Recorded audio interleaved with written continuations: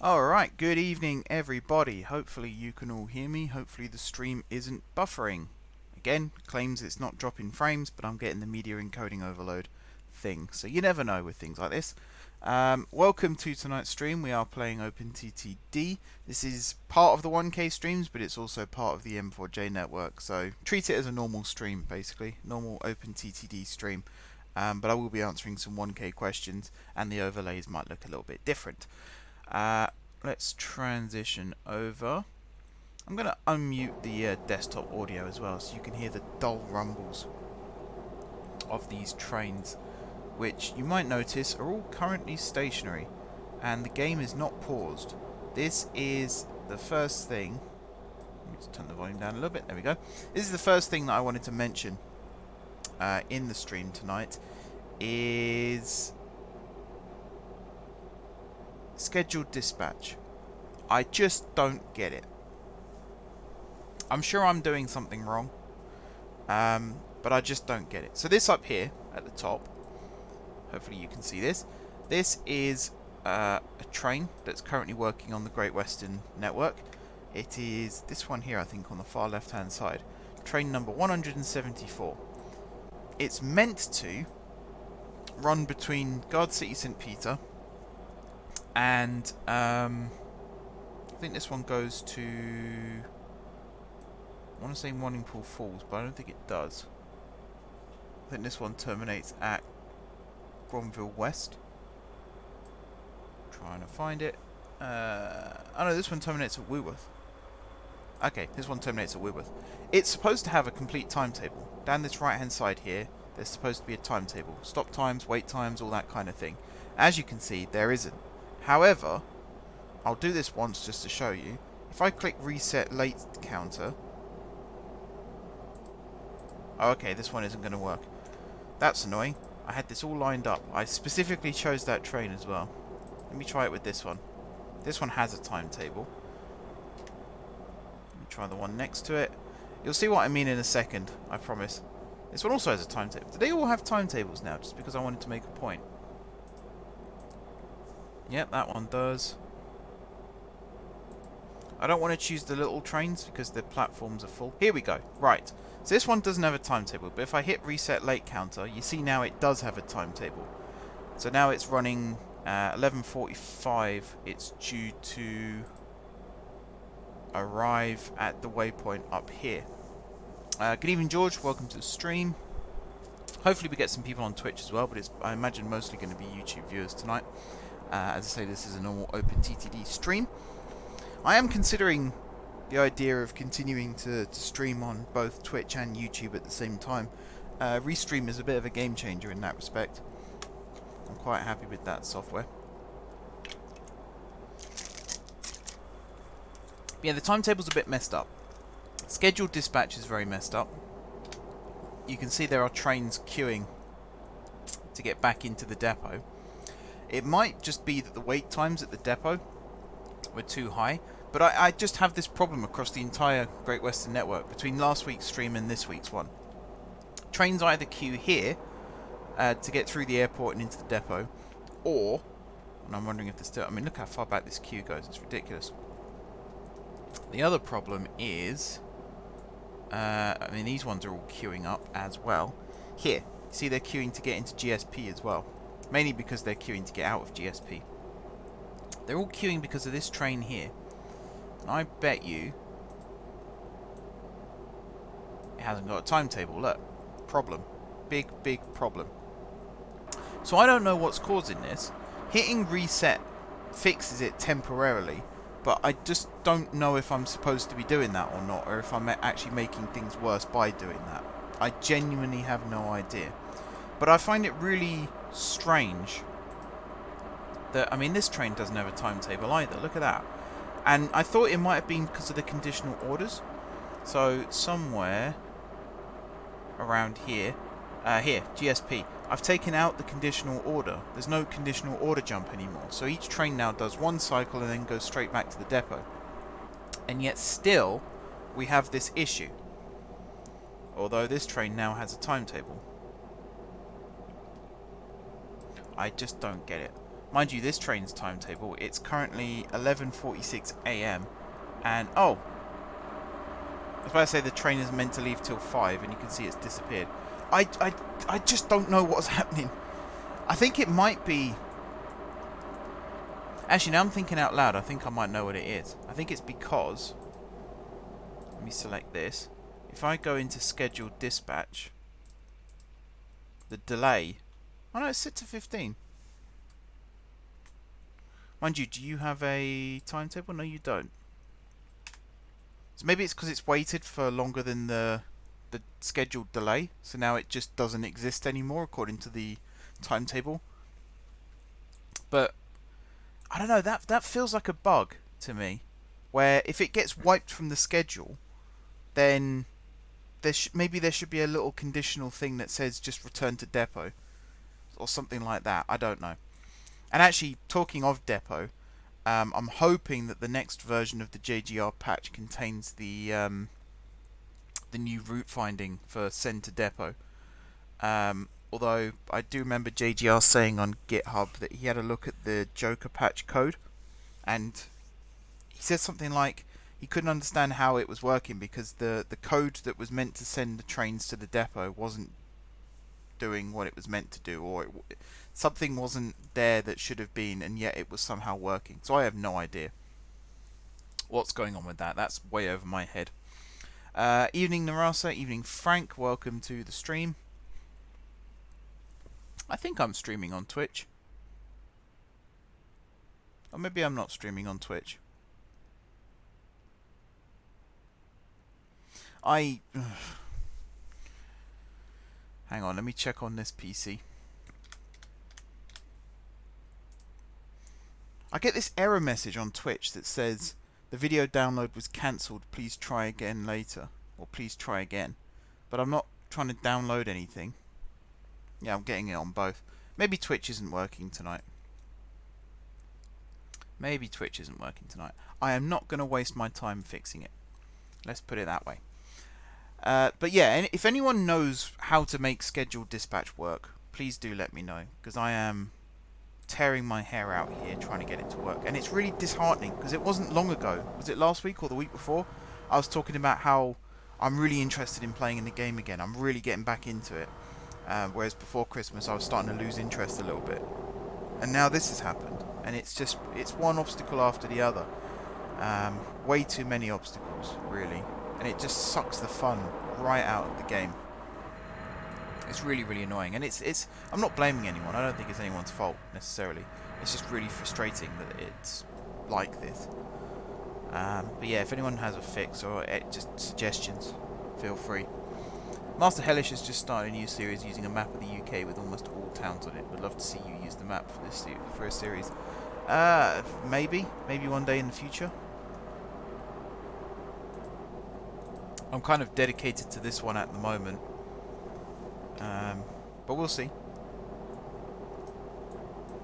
If it's a realistic map, like not quite to scale, but you know what I mean, quite close to scale, then I might be interested. Just watching these trains, like this one here as well at Little Praningwell. It's really frustrating.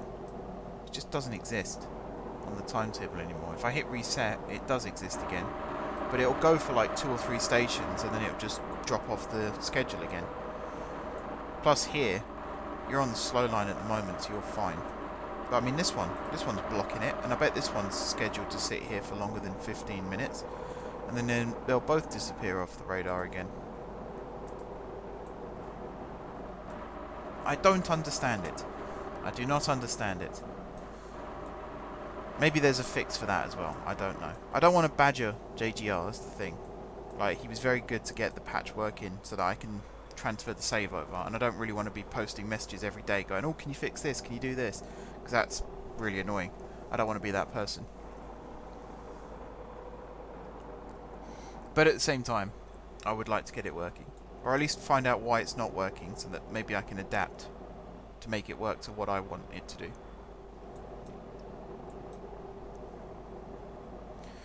Anyway, OpenTTD, we are here. I'm going to close this window as well. This was just to demonstrate the fact that, you know, every train is currently delayed. I'm going to push through with it for now, though. I'm going to keep scheduling trains. I might not necessarily release them from the depot, or I might release just one service, or one train per service. But I'm not going to sort of sit on my hands and just say, oh, I'm not doing anything until it, you know, this happens or that happens. Because what's the point? One thing I did want to do was increase the number of departures.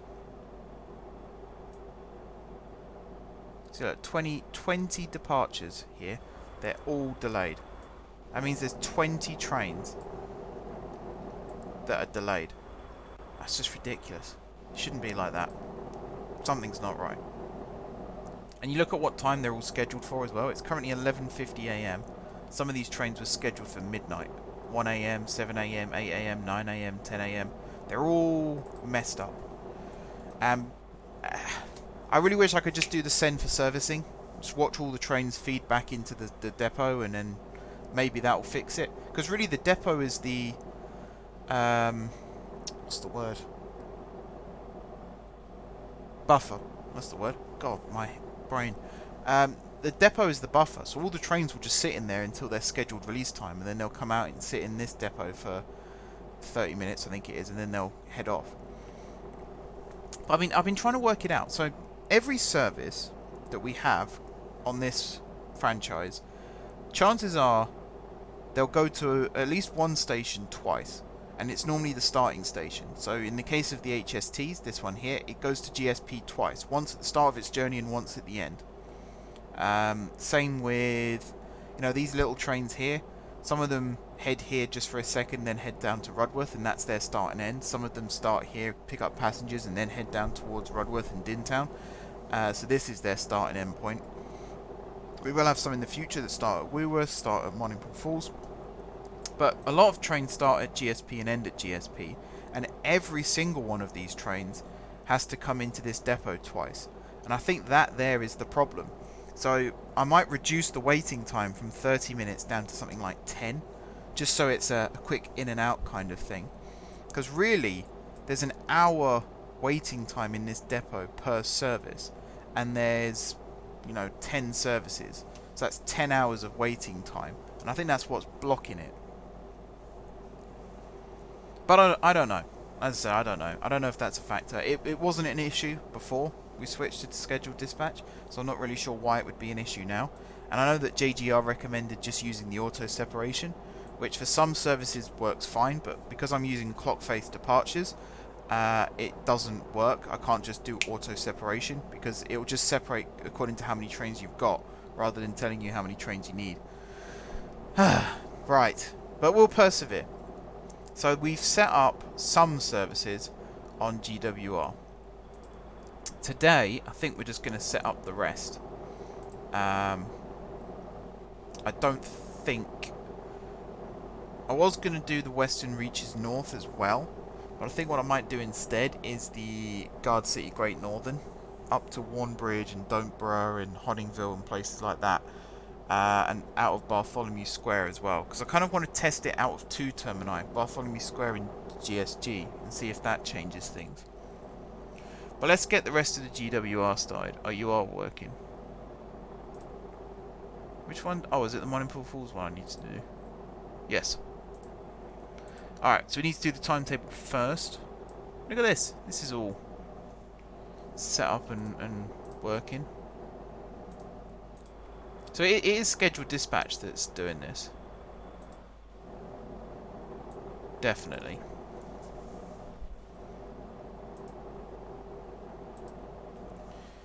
So what was it? 60 minutes here. Then this, do you know what, this one I'm just going to do 15 at this stop. And then GSP is 30? Although this might come down as well.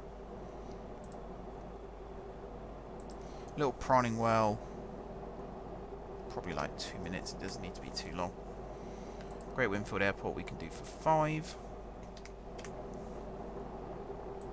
What I need to do one day is go on real-time trains and find out just how long trains sit at termini because that's another thing that's probably messing things up, is they probably don't sit there for half an hour. In reality, it might look like they do, but they probably don't. They probably sit there for like 15-20 minutes. I know that the Great Northern services out of King's Cross, they probably sit there for like 10-15 minutes, and then they head out again, because there's only 3 platforms, and there's a hell of a lot of services that run out of there. Morningpool Falls, we'll do that one for 30. And actually, I know I've said this before, but the only service at the moment that isn't messed up is the cross-region service between Denston and Morningpool Falls. So that might tell me something with how to do this. Just get rid of the conditional order. Good thing about the conditional order is I can add it back in without it affecting the timetable. And then yeah, Weworth. Just checking. Do we not stop at Gronville West? Oh no, we don't. Wait there for 5 minutes, and then Neffingberg Springs East. Wait there for 2 minutes, and then the airport. Wait there for 5 minutes. Little Proningwell, 2 minutes. GSP, 30 minutes. Oops, not 530, just 30. And then right down at the bottom, I'm going to do this one for 15 as well. Right, automate, scheduled dispatch, enable. So your duration is going to be 14,400. Your start date is going to be 0000. And then we're going to do like a slight offset. So instead of like on the half hours and the hours, we might do like 1040, something like that. Right, yeah, we'll start the answering of the queues soon. And if you've got any more questions in the chat, feel free to ask away.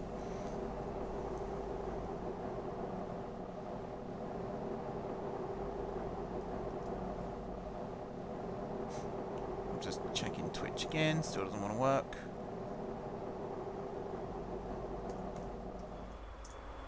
I just don't get that. Wow, even on the dashboard it's not working. I'm not clearing my cache again. Forget that. I'm still of the opinion, if I have to do something at my end to make the website work, then it just isn't worth it.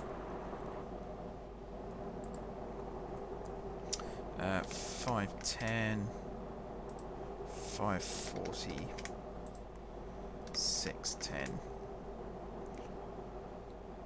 640, 710, 740, 810, 840. This is also annoying with scheduled dispatch, but I'm okay with this bit if it works.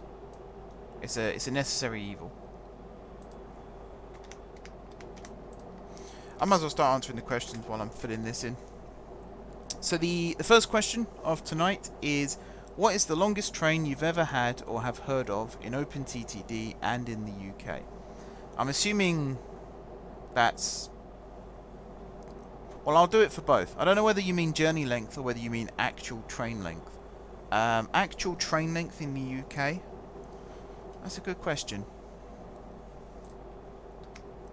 That is a good question. Probably passenger trains, it's got to be either the Eurostars, the newer Eurostars, the Siemens Volaro Eurostars, or the Caledonian Sleeper. They're both very long trains. I don't actually know which one is longer lengthwise. I think carriage-wise it's the Caledonian Sleeper. And I think the Riviera is not quite as long. You have to excuse me drinking as well. My voice is still very much shot from last night. I think my voice is going to be very, very husky by the weekend. In terms of journey, Aberdeen to Penzance, I think does it extend to Inverness sometimes as well?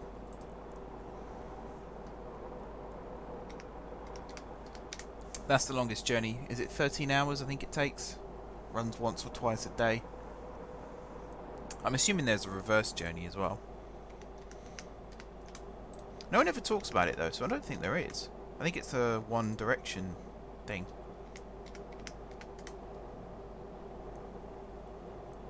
Eurostar is 394 meters.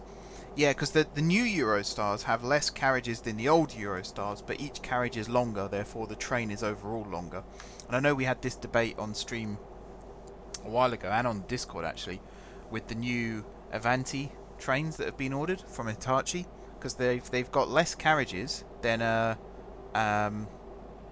Pendolino, but they're longer, I think. The electric ones are anyway. I'm doubting myself now. 15:10. How long am I doing this for? Until 21:40.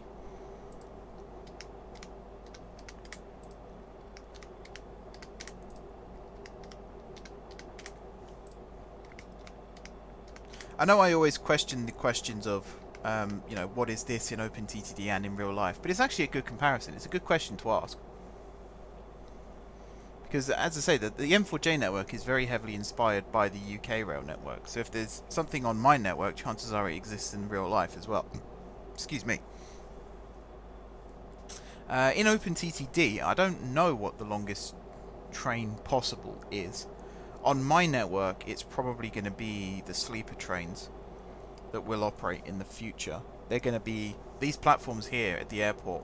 They're how many tiles? 1, 2, 3, 4, 5, 6, 7. They're 8 tiles long, same as the freight trains. And the carriages will probably be the full 16 or 15 plus a loco at the front. That's the plan anyway. 1810. Oh man. 1840. This feels like data entry.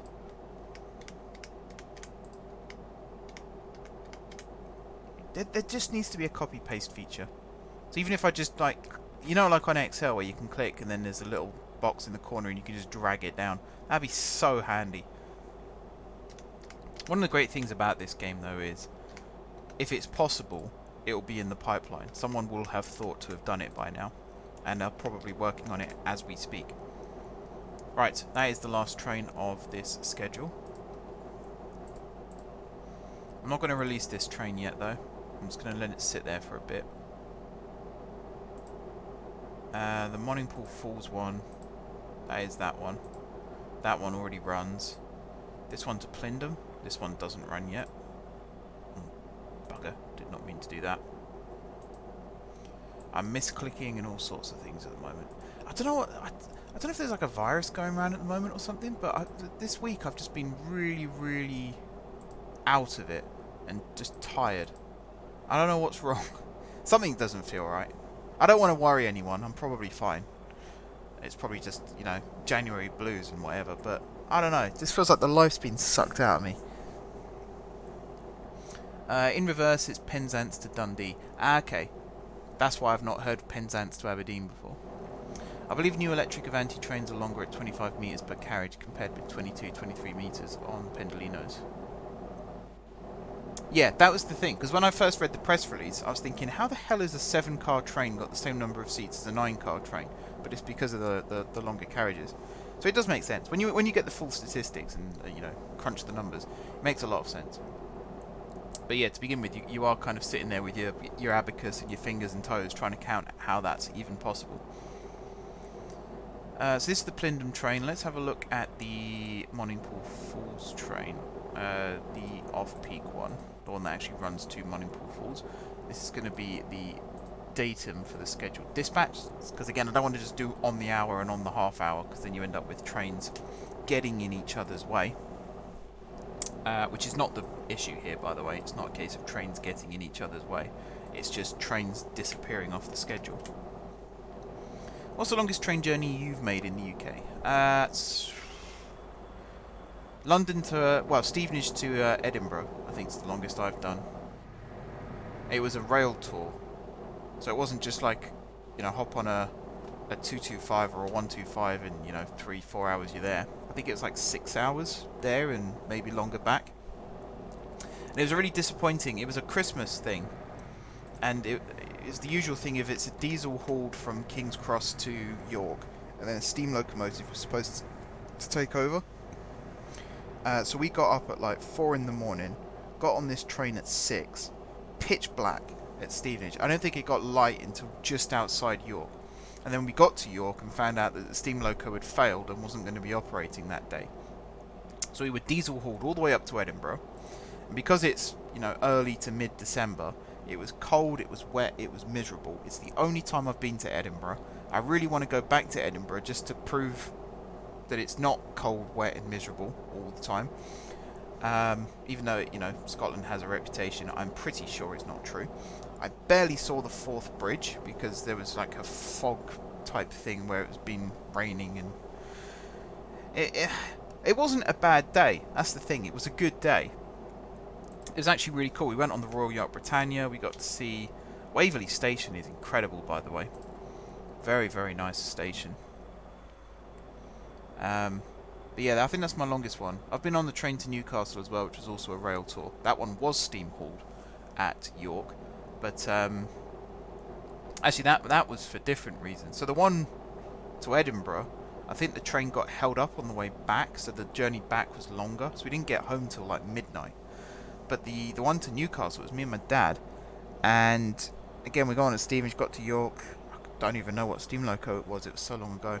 But on the way back from Newcastle, we kept having to stop because the axle boxes were overheating on the loco. And it was the first time I'd ever heard that expression. So I was thinking, what the hell is an axle box and why is it overheating? Now I know what that means. It's quite a serious issue. So I think the loco was taken off the train earlier than it should have been, and then it was diesel hauled all the way back again. I've had really bad luck with rail tours. Really bad luck.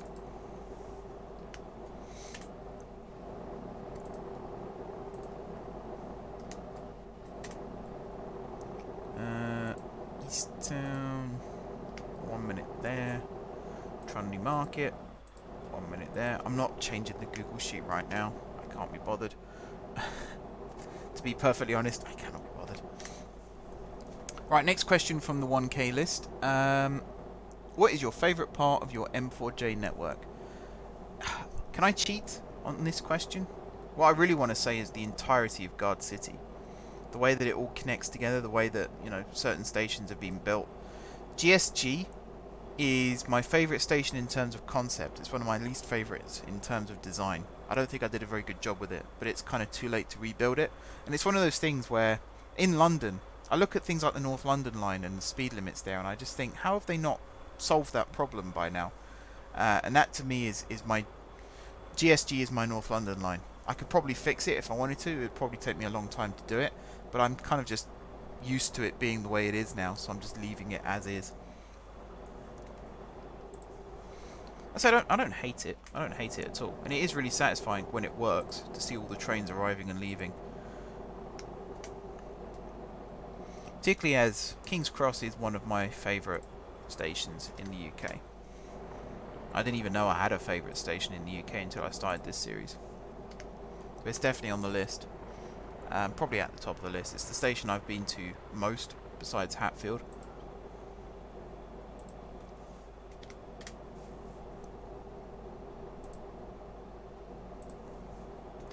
And the fact that GSG is heavily inspired by King's Cross and a little bit of Euston and a little bit of St Pancras. It's the only northern terminus in the city. I've done the sleeper Euston to Inverness. Was that the old sleeper or the new one? I've heard the new one is good now. They've ironed out the kinks.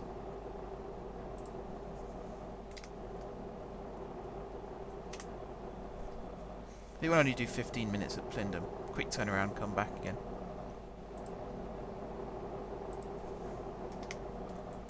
I think this train is also going to be a peak and off-peak split. I'll have to go get my glasses in a minute because I'm struggling to see right now. I don't normally need my glasses when I'm using my PC. I need my eyes checked. That's one of the problems as well. I'm always squinting.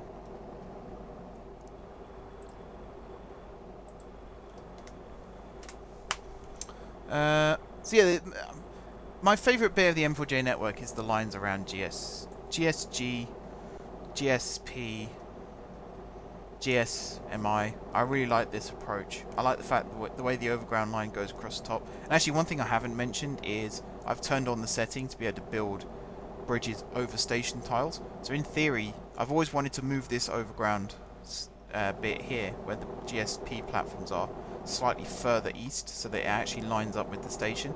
So I think I will make it go along this line here, and then I might even be able to add, because if I can get it into this gap here, I might be able to add a GSMI platform in somewhere around this area.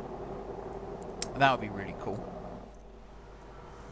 Right now though, I mean the metro connects the two stations anyway, so it's not the be all and end all. Plus the HLR connects to GSJ, and then the boat connects to GSP. So there's lots of different ways that people can connect. I also really like Bankside, the way the lines come in and out here. This is very much an Aldgate inspired design.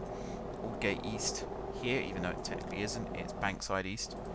You can kind of see where I got that from. GSMA, I really like the approaches in and out of here too. I can't actually remember, I don't think I got the trains to Trentbourne running again. Mainly because I need to redo all of this electrification. Which reminds me actually, the depot down here is probably messed up. It's one of the bad things about this. Yeah. So I'll have to redo that. That's a simple case though, of just copy the orders to a separate train over here, re-electrify all this, and then copy the orders back. Should make it work.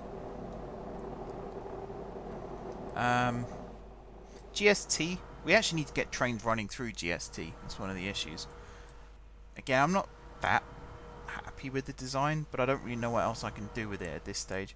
I do like the new Rennington, the new Rennington, with these extra platforms here. Again, this can, in theory, could be moved slightly closer. Now I've got the new bridge over station tiles thing. I like the bus stop there as well, it's really nice. Frodwood, the way the junction happens here. How long's that train been sitting there for? Yeah, this one is on the timetable. Okay, you're going to leave any second now. So the overground might be sorting itself out.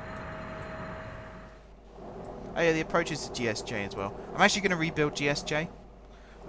When I was redoing my website and getting all the download links and everything for OpenTTD, I kind of reminded myself, looking at the old map, that I used the Japanese station tiles to build GSJ in the past. So I think I might use that again. Because this set of platforms, it's nice, but it's not great. I kind of like the idea of it all being built over. A bit like Charing Cross. So that was kind of the inspiration, was Charing Cross. A little bit Charing Cross, a little bit of Liverpool Street. That kind of thing. What else do I like? I like the South Freight Terminal. I'm not a big fan of this one anymore. This is a really bad design. This is part of the reason why GSG doesn't work that well, because the freight terminal's in the way. What I would do in an ideal world is move the freight terminal slightly further north, and then I've got more room here for in and out tracks, particularly on the West Winds line. Let me guess. Yeah, look, no timetable. No bloody timetable. So I don't actually know if that train will just sit there forever, if there's no timetable. Or whether it will just wait a minute and then go. I genuinely don't know. Old one, about 4 years ago, while on a 7-day all-line rail rover. I need to do one of those one day. I need to do one of those. That sounds like a lot of fun. Just to be able to get on a train and just go anywhere. Wake up in the morning and not know where you're going to be that night. Although, you'd probably have to, you know, book hotels and stuff. So you'll have a fair idea as to where you're going to be.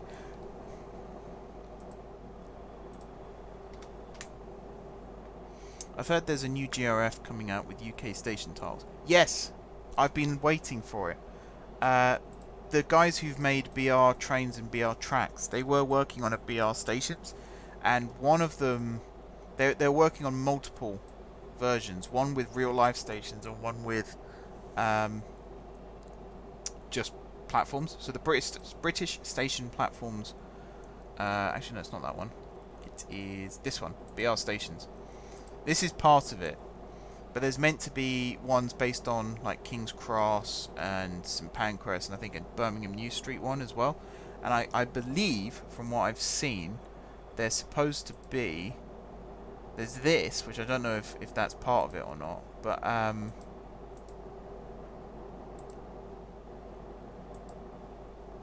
it's not that. Somewhere on this list, I do have... Where is it? It's got like Berlin Hauptbahnhof and stations like that. It's not accessories.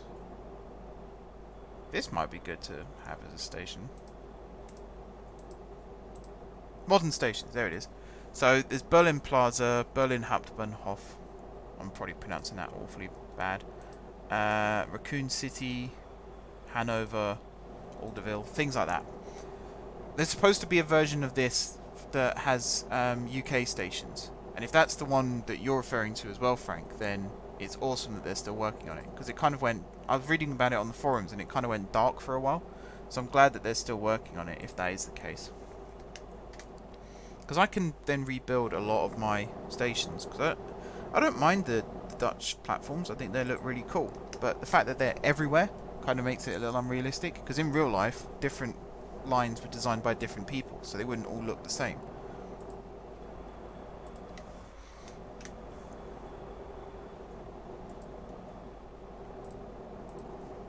Oops, didn't mean to hit clear, but never mind. Oh yeah, I need to clear the conditional order. I'm pretty sure that was the reason. Even though I had it set to assume that the conditional order would be taken, I think there's something that doesn't feel right about it. It's almost like it only checks for the first order on the list. So it's kind of like what Cities in Motion 2 was meant to do and what it doesn't do. Cities in Motion 2, one of the biggest issues I've had with it, and I should be saying this tomorrow in tomorrow's stream, but I'll say it today.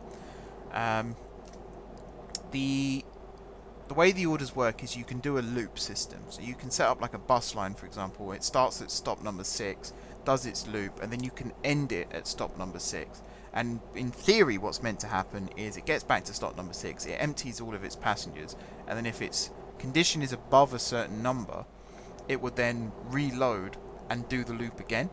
But it doesn't always work with the timetable. So if it comes back like 5 minutes after the timetable is due to start, even though it will loop again, another vehicle has been dispatched from the depot to take up that slot 5 minutes before. And I think that's what this was doing. So, in theory, when it gets to the conditional order, what it should do, and I don't know if this is possible or not, but what I would make it do were I good enough to code it myself, would be to actually check the conditional orders, and then check the... So in this case, the conditional order relies on reliability. So then check the reliability of the train, and if it's higher than the number that's been designated, then don't dispatch another train from the depot. So it knows, the timetable is set, it knows where the train is at any one time. It knows how long it's going to take to get to a certain point. And because it's hardwired into the time in the game, so let's say now, what are we, 12:16? Let's say there's meant to be a train dispatched from here now to run the service that we're setting up here. What it should do before it dispatches this train is check, is there one that will arrive at GSP at the same time that the one from the depot would arrive there at? If so, is the reliability high enough that it would then repeat its journey? Because that's what I had in my head when it says assume conditional orders would be taken. And if the answer to that is yes, then don't dispatch another train from the depot. What I think's happening is it is dispatching another train from the depot. They're both arriving at GSP at the same time, and then they're both sitting there for half an hour waiting, and then that's 2 platforms that are being taken up. And because each service stops at GSP twice, once on the way out, once on the way back, if you then throw a conditional order in, I should be filling this in while I'm talking, by the way. if you then throw a conditional order in, you're potentially doubling the number of times it stops at the station. Maybe tripling, maybe quadrupling. So you can end up with like 8 trains on the same service arriving at the same station at the same time. I think that's what's going wrong. So for now, I'm happy just to take out the conditional order.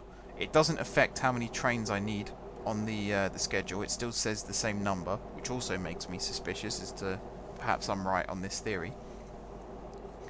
And yeah, I'll just let it sort itself out. But I really need that button to send trains to the depot. Either for servicing or just to send them to the depot outright and then restart them.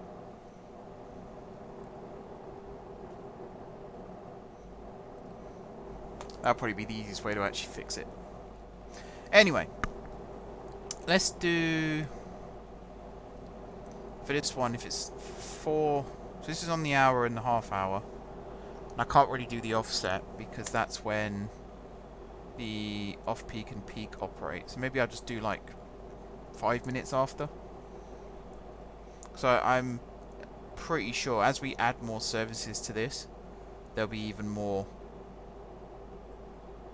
So if we got a GSP to Plindon Junction, that's the one we're working on now, isn't it? And then we got the airport one, which that's just going to be a bog standard every 15 minutes. And then we got this one to Woolworth. Is this one running? Yeah.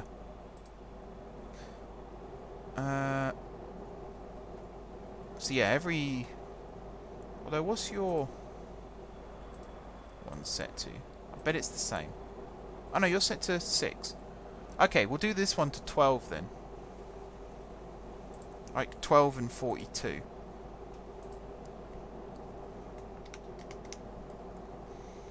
To get the patch to download... Are you talking about off my website, Frank? Yeah. So it's in a zipped file, because that's the only way you can upload things to be downloaded.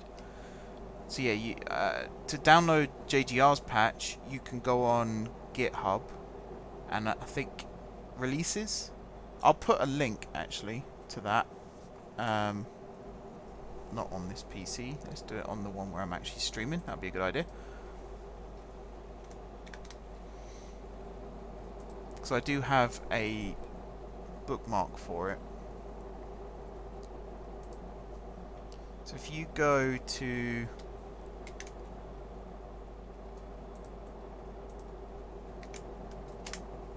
this link, oh yeah, Twitch is completely buggered by the looks of it. And then there's 2 options. There's the 32-bit or the 64-bit. I think I just downloaded the 64-bit. I don't know if that's the best one or not. I really don't know. I'm not even sure why there's 2 versions, to be honest. But yeah, you can download that as a zip folder, and then you unzip the folder, and you don't have to move any files around once you've done that. So what I did, I have a desktop shortcut and I have a taskbar shortcut, and each one, I really should be filling these in as I'm talking, each one is linked to a .exe file that's in that folder that you download. So in theory, you don't even have to move the folder. You can leave it in your downloads if you want to. I've moved mine to my documents just so I know where it is. But yeah, you download the file, you unzip it. You can use WinRAR or anything like that, and then move the new folder that you've extracted into your documents folder.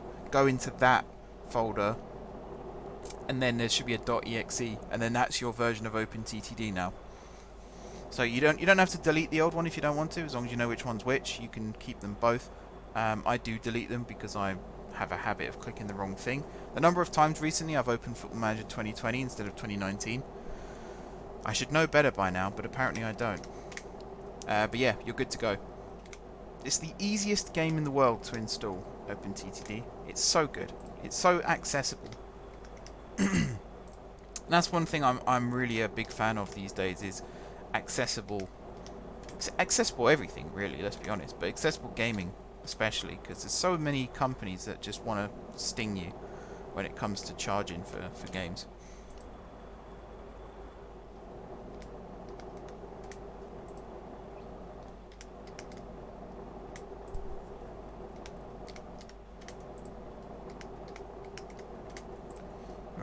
fill these in. I'll start answering the next question as well whilst I'm doing that.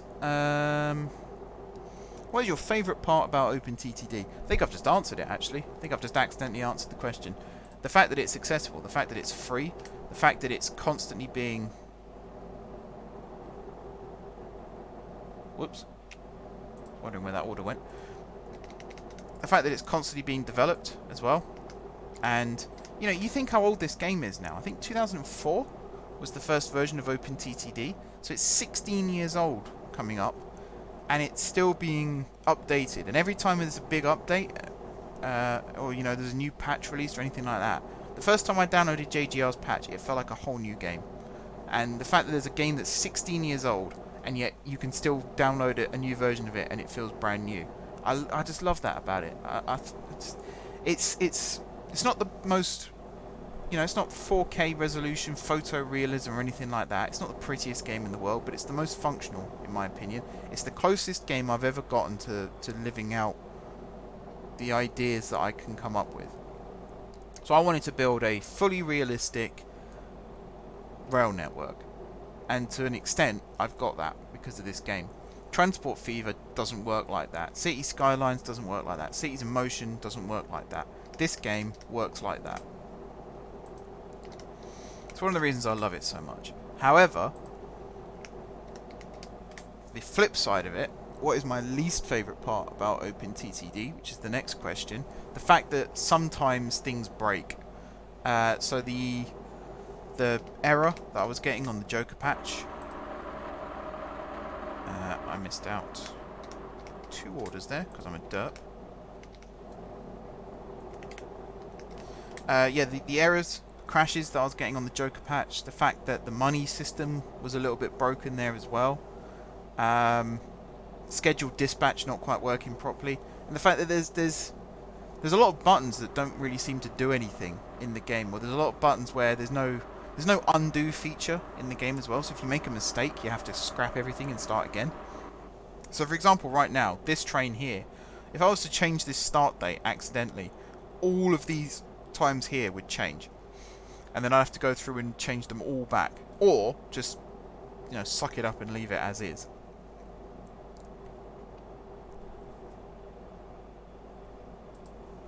I'd probably do that latter option, to be honest. If it gets... Oh, I've just set that to the wrong time. If it gets offset by like a minute or two, I'd actually say that's fine. Because that's... No train really leaves exactly at 3 o'clock in the afternoon. It's always like 3:05 or 3:08 or 3:07. I don't think there's a single train in the country that leaves exactly on the hour. Sometimes they leave on exactly half an hour, but never on the hour. Although saying that, I think the Flying Scotsman does leave on the hour. Or at least it used to. Probably doesn't anymore. But you know what I mean. Even if there are some that do, it's never that precise. There's always imperfections. Where did that last one? Oh, I did 15 again, didn't I? 1712, 1742, 1812, 1842. The only issue I have with doing irregular times is I keep putting the wrong one in because I'm not paying attention. We've got one missing here, I think. Either that, or if I do this, they should all line up. Well, that one's wrong. That's why I do this. There we go. Now they should all line up. Right, 1912, 1942, 2012. Good year, 2012. Very good year. I remember going to Westfield in Stratford and seeing the Olympic Stadium being finished. That was 8 years ago, or 7.5 years ago. Oh boy, I am old. I'm 27 years old next week, guys. My birthday's next Wednesday.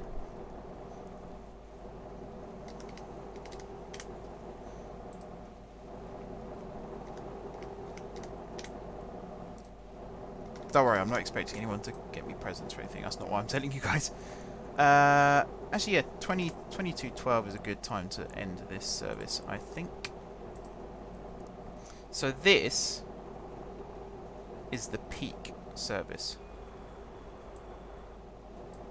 Watch now. So let's say, no, this is the off-peak service. Watch now as I manage to mess all this up. So let's add all these shared vehicles. So I need, how many for this one? Didn't even check. I need 9 for this one, and this was the Morningfall Falls one, right? That doesn't sound right. If it's saying 9, I'll trust it, but that doesn't sound right to me. Doing anything to celebrate my birthday? I don't actually know yet. I don't actually know. I'm not a big one for meals out and stuff like that. So I tend to avoid that kind of thing. We'll see. We'll see. I'm too old now to expect surprises. Well, it's that thing of, I'm in the middle. Like, when you're a kid, you get surprise birthdays, and then when you become an adult, like between the ages of, let's say, 21 and 29, you don't really get any surprises. And then when you start hitting 30, 40, 50, you start getting surprise birthdays again. So I'm in that middle gap at the moment where I don't expect anything, really. Unless, I mean, okay, every year I do want a ticket to Disney World to fall out of my card. But I don't get too disappointed when it doesn't happen. Because, you know, that's quite a big ask at the end of the day.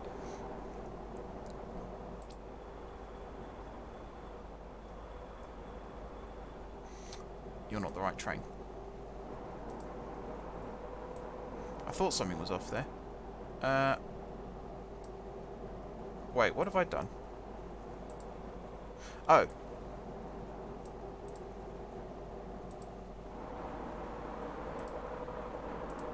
I derped. That's what I've done. This is this one? 158, yeah. So off-peak and peak. So all of these, you're off-peak.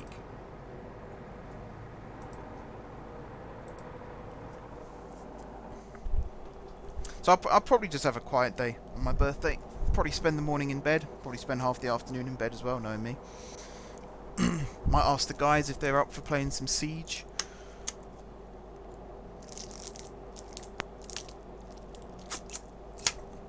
I'm just one who likes to have things done for them on their birthday.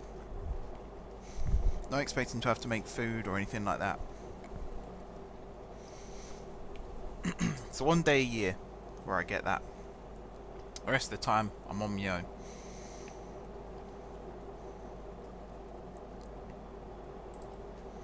Okay, I need to leave this one open.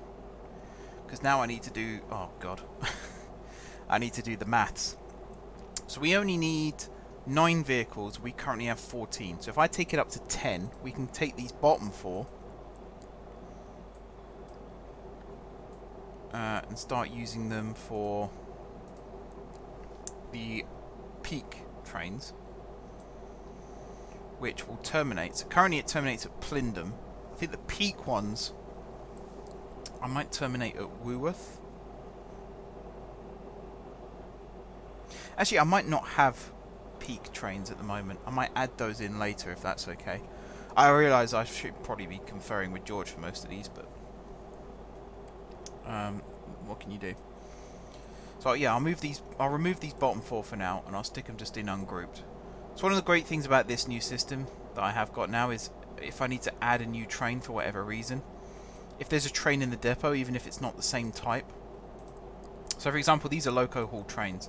If I wanted to just add one extra train to the service, instead of having to buy a new one, I could just go in the depot, and even if it's just a DMU, I can just say, yep, that'll do, add that.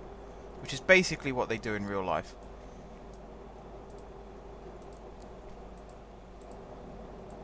And again, I like that. It's kind of perfect imperfection, if that makes sense.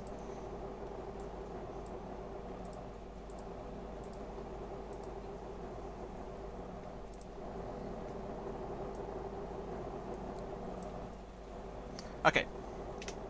close all those. Save the game very quickly. Is that all the GWR ones? I think there's the one more, isn't there? The all-stopping shuttle between GSP and the airport. Just all these platforms are full, and every time I think it'll just sift itself out, more trains start leaving the depot, and all of these tracks here are full. Even if I extended this down a little bit more and built the depot like right up to this set of tracks here, that probably won't fix it. This is now messed up, so this main line here is getting backed up. It's all getting backed up, and I just feel like it shouldn't be, you know? I feel like it should just work. You'll have to excuse me a second. I need to open my door. I need to get a draft through here. It's really, really, really hot in my room for some reason. Oh man. Also, where's my drink? Left it on my shelf. Alright, next question, and then I'll do the next train. If you could trade 3 features of your patch pack for the scheduled dispatch feature from JGR, which 3 features would you remove from the patch pack? It's kind of a redundant question now. At the time it was asked, I hadn't switched over, so I left it in anyway, because I think the question is still valid.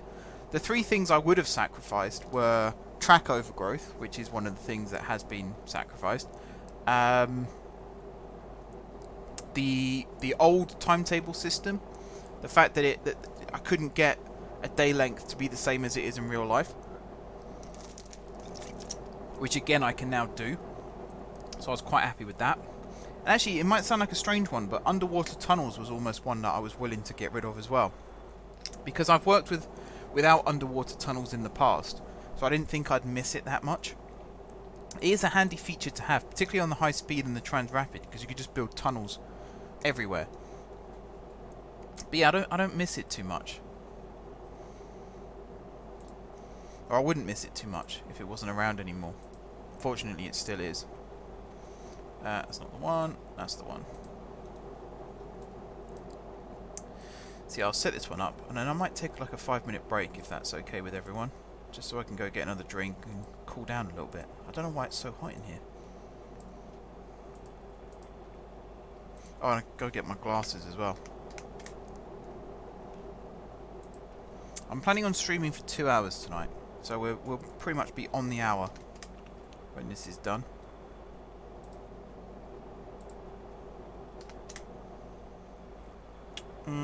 Right, Cardtown.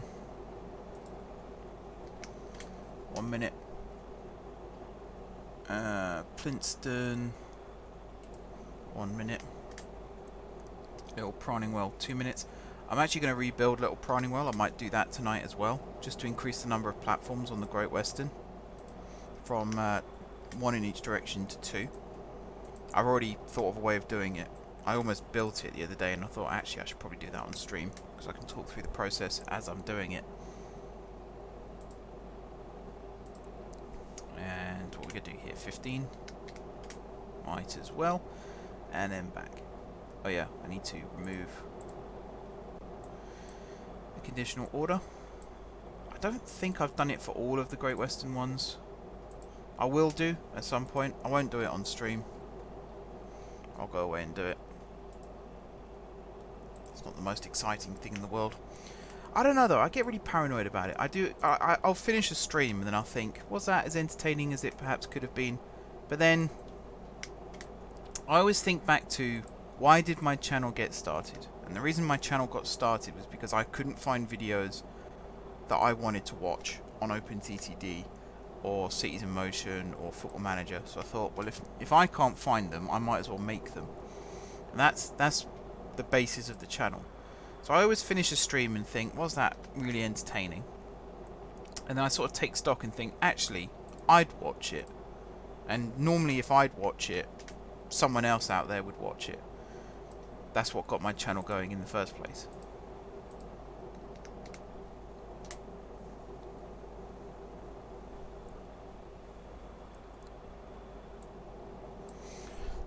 Right, that looks like it's all set up. Automate, which is... did I set it up for that one? Yeah. Scheduled dispatch. Enable.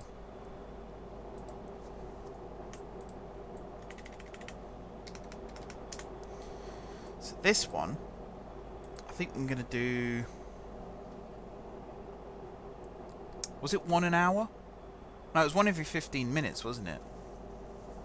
I think we might have to change that though, because if the wait time... Hang on, let me think about this. So if the wait time is 15 minutes at GSP, which I think I'm going to change it to.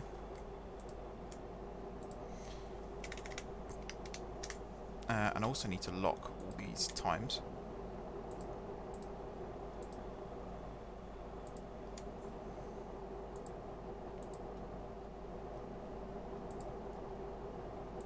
Like that. Yeah, if the wait time's 15 minutes at each end, then I can do trains every 15 minutes. That could be another reason why trains keep getting bunched up, because I've got trains running every 15 minutes waiting for half an hour, so there's always going to be like 3 trains blocking the platforms. 1 every 15 minutes. Yeah, okay. So if I do one at like 4:08, although it could be a little bit closer now, 6:08, because it's not waiting. 5:08, and then 5:23, 5:38. 5:53, 6:08. That sounds right, doesn't it? That does sound right. Duration, yeah, that's all fine. And then 6:23, 6:38. 6:53, 7:08. Maybe try cutting the waiting times. Yeah, I mean, I off camera I've experimented with lots of different things. So taking out the depot wait time. So on the overground, I think the depot wait time is 10 minutes, and it still backs up. The GSG times were cut from 20 minutes down to 10, still backs up. Took out the conditional order, still backs up. On the Great Western, I've changed the wait times at GSP and depot, still backs up. Taking out the conditional waiting, the conditional order jump, still backs up. I can't think of much else. Is there anything you've done on X region that you haven't done on anything else? Not add loads of services at one time is one thing. And I think because Densden, all the platforms are available at any one time, and they're all accessible from that line. So I think because there's so many platforms available, they just take them. And because there's only one service using the depot, which has been built to quite a large size, there's never a backlog. I think that's the reason why that's working. But then I haven't checked it in a week or so. I'm just assuming it's still working. As long as you have more than one platform for them, having a train leave as the next one arrives would be good and realistic. Yeah, no, I don't mind if one train queues up and waits. So the train sim scenario we did last night, there was a train waiting for our platform as we were leaving King's Cross. So that's fine. I don't mind that. But it's the accumulative thing, which is what you don't really consider. So if you have a train running every 15 minutes, and then you have a waiting time of 20 minutes, and you only have, let's say, 2 platforms available, then the first train will arrive, it will wait for 20 minutes, and then 5 minutes before it's due to leave, the next train will arrive. So then there's 5 minutes where both platforms are occupied, and then the first train will leave, and then there's a 10-minute gap before the next one comes in, and then there's a 5-minute gap before the second one leaves. So it kind of works. But if you then double that wait time to 30 minutes, trains start to stack up, because there's a whole train frequency before a platform becomes available. And if that constantly happens, more and more trains will start backing up. Sometimes if you manage to make it a multiple, so 15:30 probably isn't a good example, because you will have one leaving as one arrives. But if you just offset it slightly, like the 520 or something like that, you end up with this huge queue of trains. And this is why I don't envy the job of a timetabler, because they probably have software that does most of it for them these days, but they have to try and calculate, that's in the wrong time, they have to try and calculate train paths so that these kind of build-ups don't happen. So you do sometimes, outside King's Cross, have to wait for a platform to become available, but it's no longer than 5 minutes a lot of the time.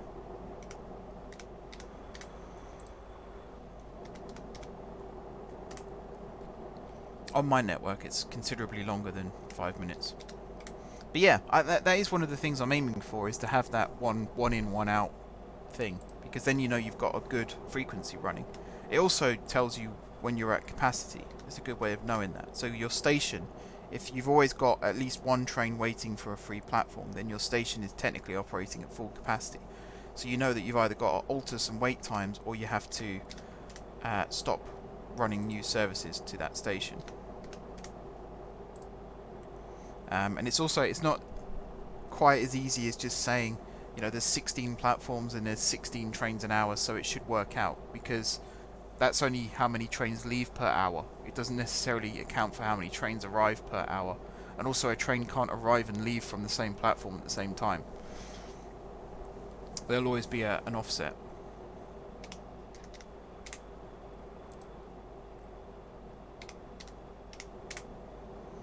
Copy and paste. That's all I ask for, is a copy and paste function. Although again, some of these you could just change the duration to an hour and then set it up and it'll work. But I like having this little flexibility here, because if I then decide that I want to run more trains during the peak hours or less trains during the off-peak hours, all I've got to do is delete the excess ones. Whereas here, you can't have your timetable repeat every hour and then have a peak and an off-peak. It just doesn't work that way. But you know, it is still a good thing. For my freight, I can have a train running every half an hour and set it up just to repeat every hour, because I don't mind if freight trains run through the night. Or I could just have one train an hour and set it up to repeat every hour. That also works.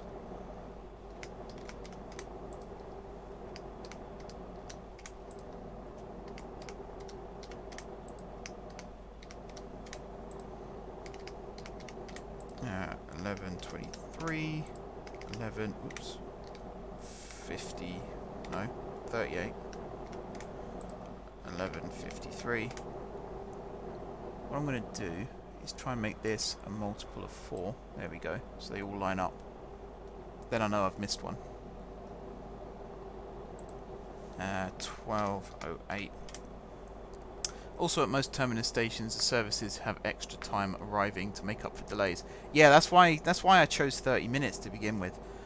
So it's like 45 for express trains, 30 for commuter local trains, and 15. So like Woolworth and Plindon, where they're not technically terminus stations, but they can terminate trains. 15 minutes used to be the standard. But it's really tricky, because it's just trial and error a lot of the time, which you can't do in real life, but you can on here. So if I feel like a train is waiting for slightly too long, then I might amend the timetable slightly to make up for it. Go away, cat. This is why I don't have my door open, because a cat comes in and tries to jump out my window. And considering I'm on the 2nd floor of the house, it's not a good idea. Or he'll try and jump on my lap.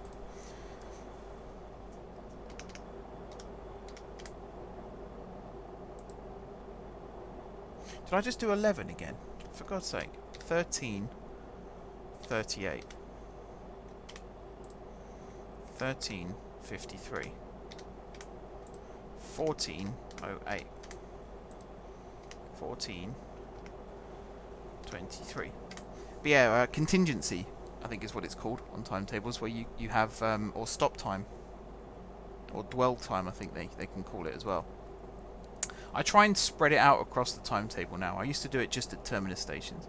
It's one of the reasons why, like stations like Little Proningwell, I have it stop for 2 minutes instead of 1, because particularly coming out of GSP, if you do get caught at a red light waiting for the line to clear, you already have a little bit of contingency there.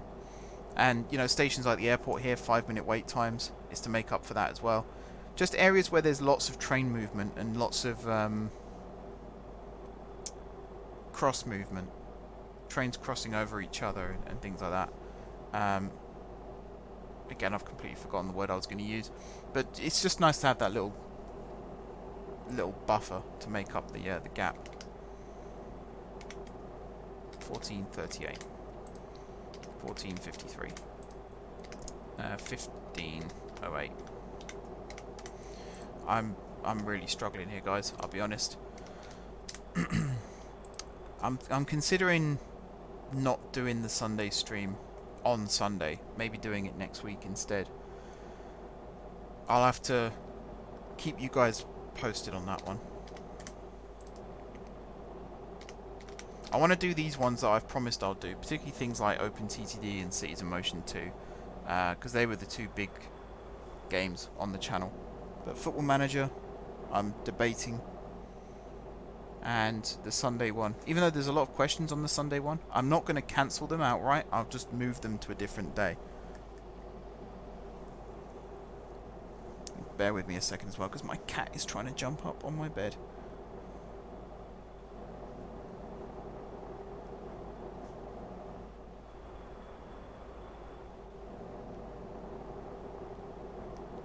I've got people asking me where my Twitch stream has gone.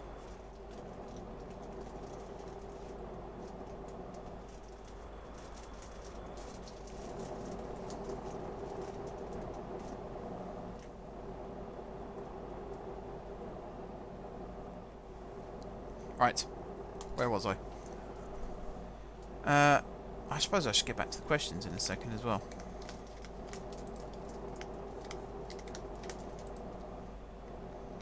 Uh, 1638, 1653, 1708. What time should these trains stop? If it's an airport shuttle, probably like 9, 10. Let's say that there's a curfew on flights because of how close it is to the town. I think Heathrow stops at 11.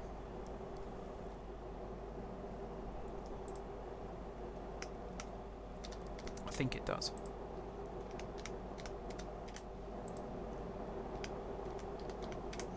(1808), 1823, 1838, 1853, 1908, 1923, 1938.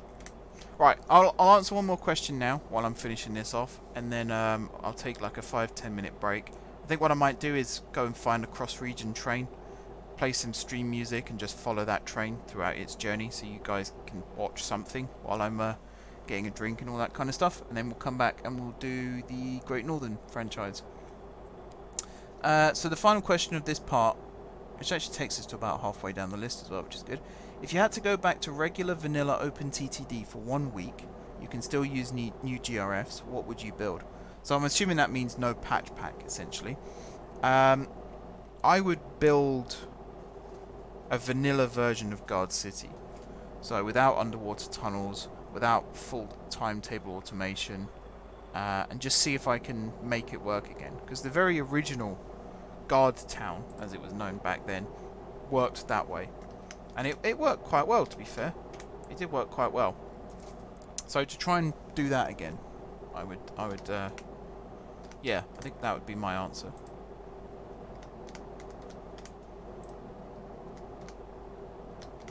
(2038), 2053, 2108. I think I'll stop at 2153. Also, I'll say this now, because I got asked about it last night. Each one of my streams has been scheduled. So the this is the OpenTTD one. The Minecraft one and the Train Sim one. They are both scheduled to go up on the channel next week. So Monday at 5 PM is the Minecraft one. Tuesday at 5 PM is the Train Sim one. I'm a bit torn for this one though, because it should really go up on the Thursday, but I think what I might do for this one is just make it live tonight as normal. Because I think the last time I tried to schedule it afterwards, my view count tanked because people were just wondering where the hell the video was. But if I don't do that, then it will be Wednesday at 5 PM, and then it will be Thursday 5 PM, and so on and so on. And I'm just doing that because there's 5 Outer Worlds videos this week. There was meant to be Planet Coaster and Euro Truck as well, but I couldn't get them done in time. So they're going to be saved for next week. And then there'd be 6 streams as well. So it's quite a lot of videos to go up in 1 week. So I think leaving them till next week, or at least having them scheduled at a better time rather than just whenever YouTube has finished processing them. That's what I'd like to do. Right, this train is done. So what I'm going to do is collapse all of these, find the cross-region train. Cross-region train. Oh no, look, this one is kind of broken. But because there's such a big buffer, it doesn't seem to have affected it too much. Please tell me there's one that's out on the line. They're all not just sitting in the depot. Really? Number U255.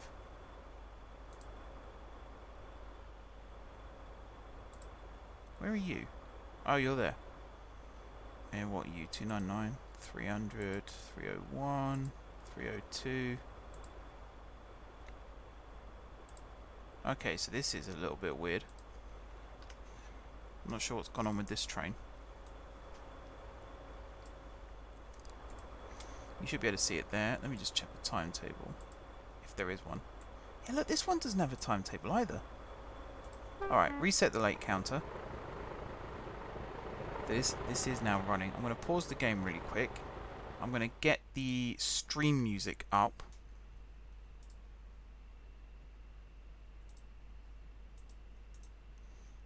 Make sure that that is working. I'm going to transition so that the stream music starts playing, and I'm going to go get a drink, take a little bit of a break, and I'll be back in like 5-10 minutes, guys. So I'll see you in just a second. By the way, keep asking questions in the chat, and I'll answer them when I come back, as well as the other questions on the 1K sheet. But yeah, see you guys in a second.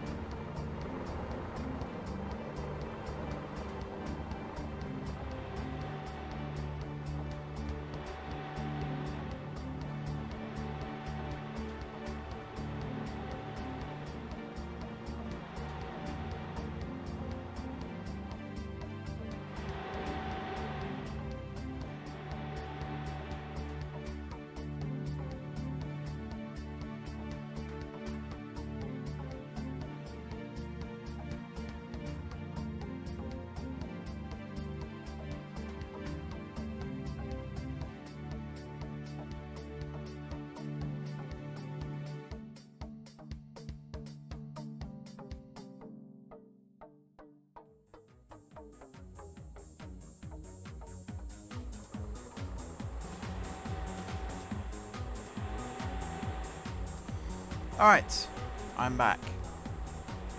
That was probably a little bit longer than I wanted, but there we go. Right, I had a drink, splashed some cold water on my face. Now I'm ready for the second half of the stream. So yeah, everything I said about the cross-region working, you can kind of discount that, because apparently it's not. So I genuinely am stumped as to what's going on here.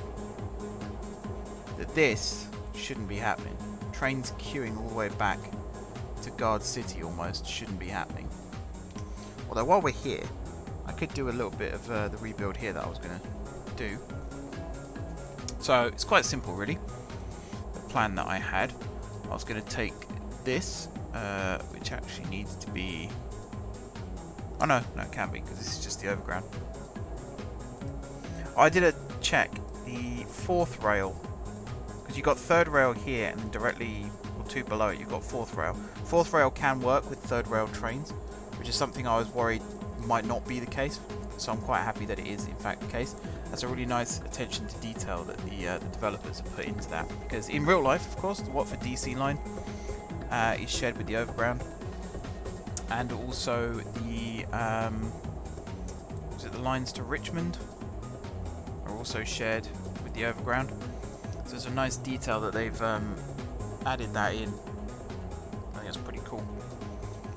I think actually I can make this... Oh no, I can't. Ignore that. I'm being derpy again. So yeah, you can go there. Where was the other signal that I removed? It was there, wasn't it? So I can put one there, maybe? That should work. And then remove that, remove that, remove that, and that. Island platforms. No one asked any questions, by the way, while I was gone. It's a bit disappointing. I say I could write an entire dissertation on the... Oh, for God's sake. On the complexity of YouTube viewership. Everyone wants to talk until you allow them, and then no one wants to say a word.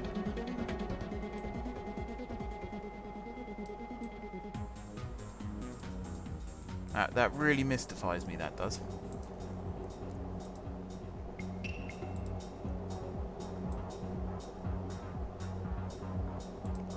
Right, that, the sign, the stairs, and the...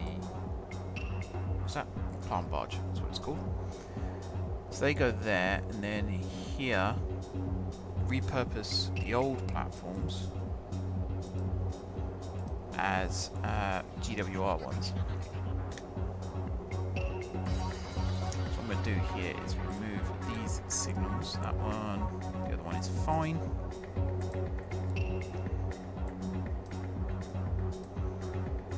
This can go across like so. This can go across like so. You and you can connect to that track. This one is then going to go like that. Actually, do I want it to do that? No, I don't want it to do that. That's dumb. Scratch that. Also, I need to extend this one by 1.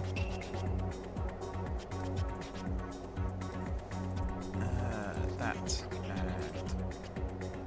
that.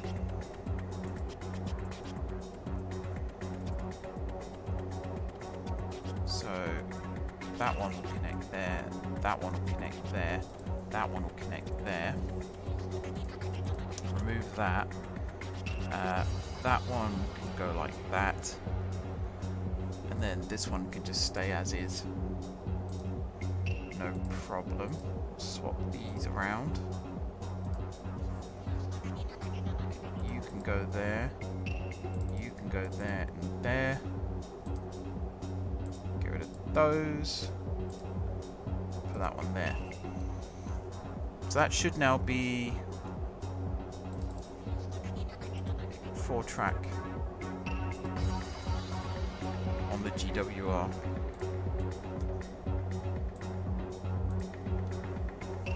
Which it looks like it is.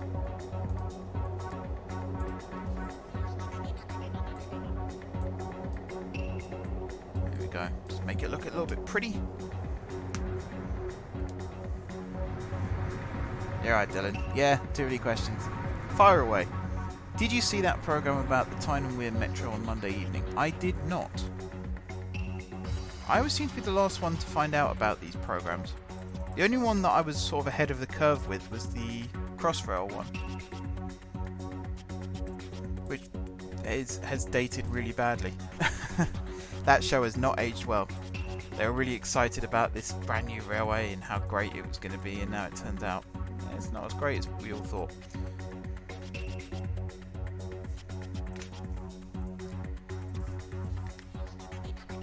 Okay, so this should all be signaled up now, which is very nice, very good. Yeah, we've now extended the size of the station a little bit more. So particularly with the 2-minute wait time now, it makes a lot more sense.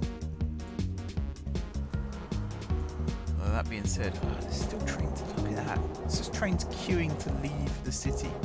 How dumb is this? Please, JGR, if you are watching these videos for whatever reason, please add that center depot feature in. Please, please, please. It will fix most things at least, because I can just get rid of all these trains and start again. 3 more parts to come. What channel was it on? Please don't say channel 5. I hate their on-demand system. It's one of the worst ones ever. Theirs and BT Sport. So bad. Right, all these overground trains have now cleared. So get rid of these extra tracks. That was weird how they all ended up down there. I still don't know how that happened.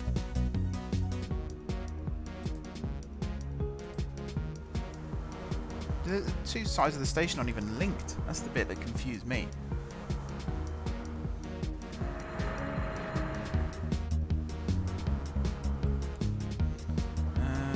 Now, why are you queuing?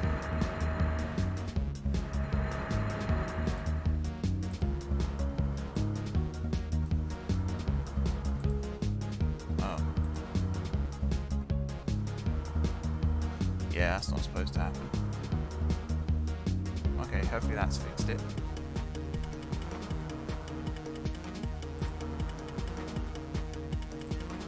I don't think that was causing issues. The channel 4 or channel 5. Oh, it's always channel 5. And they always get like... The narrator isn't bad, but they always ham it up a little bit. Like that Train Truckers show, where the guy was just constantly going on about, if they don't get this train out in time, it'll all be over. No, it won't. Come on now. Let's be realistic here.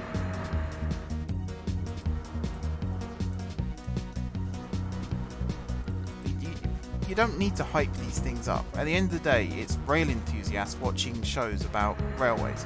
You don't have to hype it up by saying it's make or break.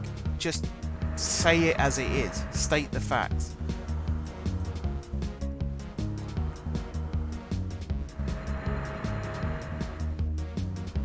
BT Sport, their live player, their streamer, is the worst streamer I've ever used.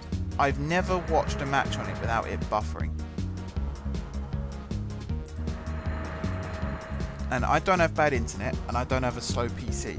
So how I can't watch Europa League matches without it buffering, it's just weird. And the fact that BT are a telecoms company, they should know how to set these things up.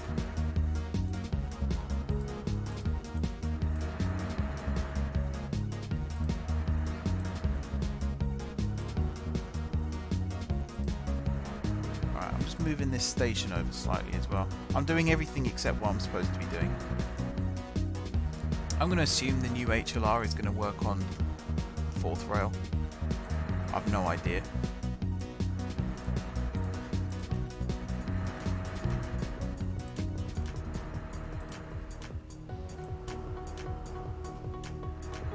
Also going to replace this. There we go. Metro, a real life story. Oh man. Such a bad title. That's the other issue. It's like the Model Railway Challenge, whatever it's called. Was it the Great Model Railway Challenge? They don't appeal to anyone with that show, because you're not going to get non-rail enthusiasts to be interested in railways because of it. And at the same time, you're alienating actual rail enthusiasts by patronising their hobby. So you end up appealing to no one. Somehow that show got a second series. I've no idea how. I didn't particularly enjoy it. I felt like it was an absolute crock myself.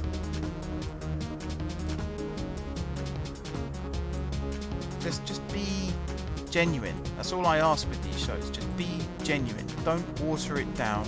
Don't patronise. Just state the facts as they are. It's bad enough that most rail enthusiasts get mocked for the hobby. Then you've got TV shows doing it as well.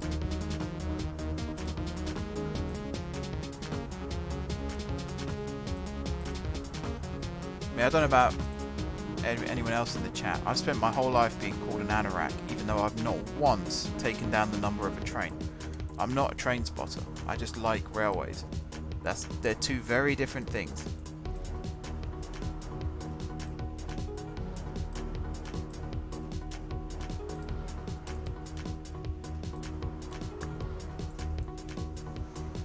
ITV at 7:30. Oh, that's better. ITV. I can tolerate them.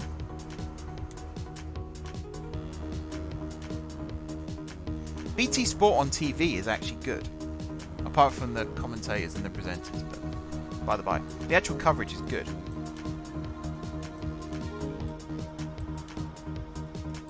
I like the fact that they're the first company that have provided actual decent competition to Sky, and they made Sky up their game. So there's nothing wrong with that. I'm not converting all this now. That's absolute stupidity. Same is happening to gaming events. Yeah, I'd like to see more esports events. I'd like to see like the Pro League for Siege. I'd like to see that broadcast on TV. I would definitely watch that. YouTuber I watched was on the Great Model Railway Challenge last series.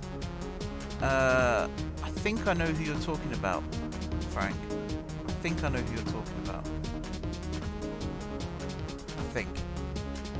It wasn't McKinley, was it?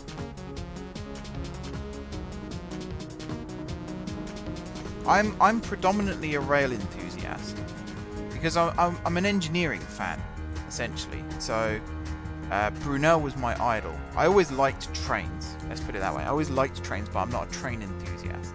But Brunel was my idol because I liked the GWR. And because of that, I got more and more into mechanical engineering and more into the Great Western Railway and how that was built. And from that, I then spanned into railways. These days, I'm becoming more of a train enthusiast. Like, I now know how to identify trains by their appearances, and I can start to distinguish between classes. But it's also why I say, when someone corrects me if I say the wrong class, I always say it doesn't matter, because to me, genuinely, it doesn't matter. I'm not bothered about it too much. I don't care for trains as much as I care for other things. And I've always said, I actually like roller coasters and theme parks more than I like railways and trains. But people always said, oh, you're just a train enthusiast, rail enthusiast. That's not true. It's actually a long way from the truth.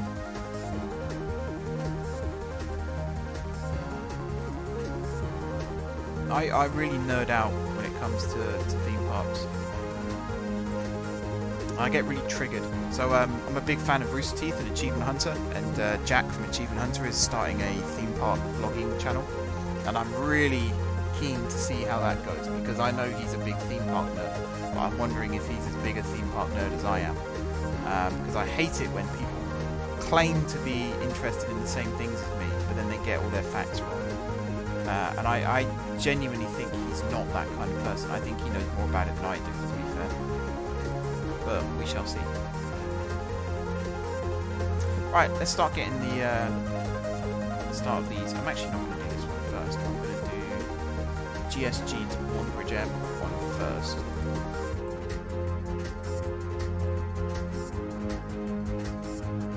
Sky might be pulling out the sports broadcasting soon, whereas Amazon might invest more into it.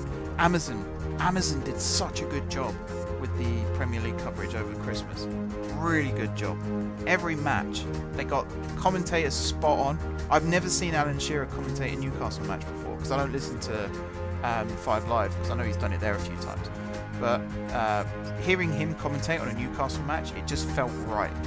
And the fact that, you know, Amazon gave him the chance to do that as well, it just felt right. It felt like a really smart decision to make. I hope Sky don't pull out. I really enjoy Sky Sports.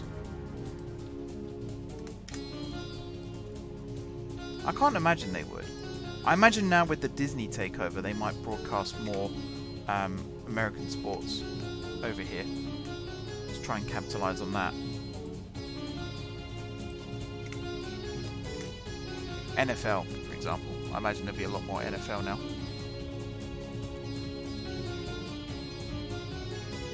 Oh, Jenny Kirk. Yes. I've seen one or two of her videos. I think it might be McKinley, it might be one of the others. I watch a few now.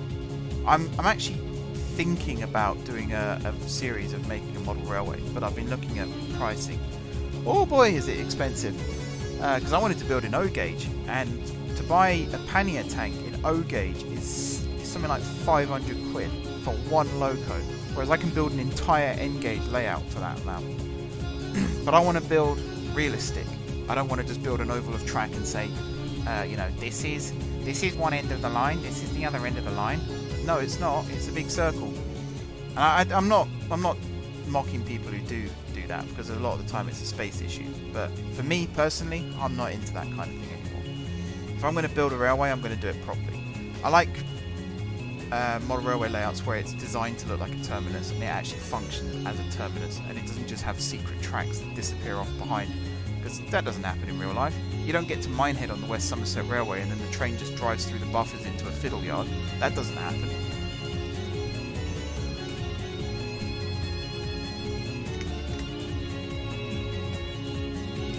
Right.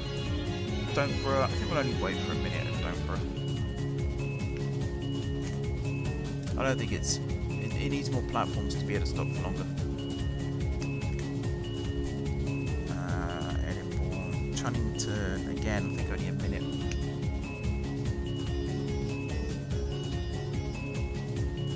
.009 narrow gauge. Yeah, that's isn't it like N gauge track, but more HO sized locos? That's how you get like the narrow gauge effect. I wanted to do gauge 1. I've always wanted like a garden railway as well, because it's just, you can build in the big outdoors in that case. But a lot of gauge 1 stuff, it's mostly German, and it's German narrow gauge. That's not what I want. I want like Southern or GWR branch line type thing. So O gauge is perfect for that, but it's just so damn expensive. So I've been looking at 00. I've been looking at things like train controller and all that kind of thing. Because, you know me, I'll spend more time trying to automate it than I would actually just running it.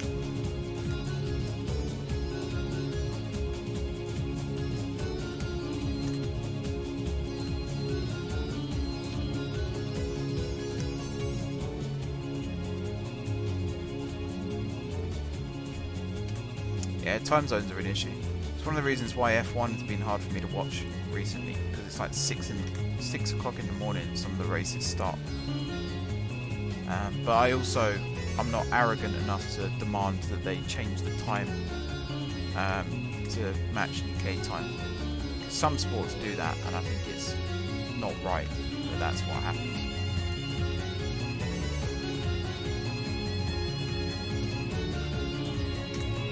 Yeah, 009's good.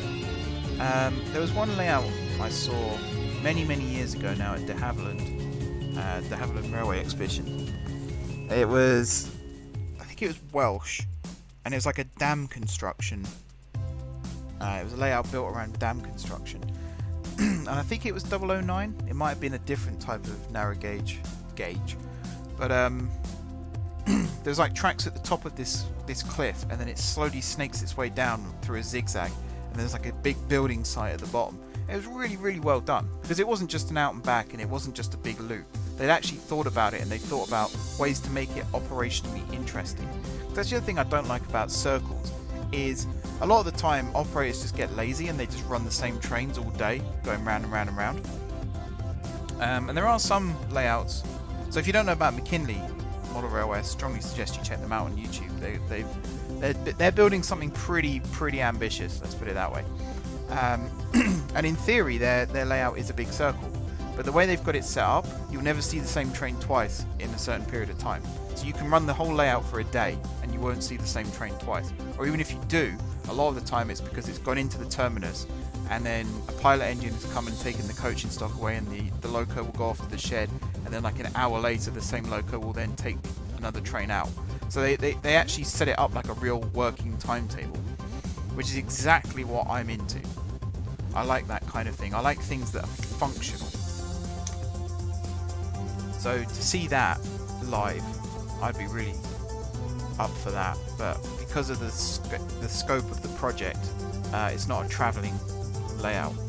Although I think I have seen, they have like a dummy thing that shows how they do block occupation, and I think I've seen them at an exhibition. I think I remember seeing the layout, even if I don't recognise the people behind it. But yeah, they're doing something really cool. They're kind of changing the game when it comes to model railways.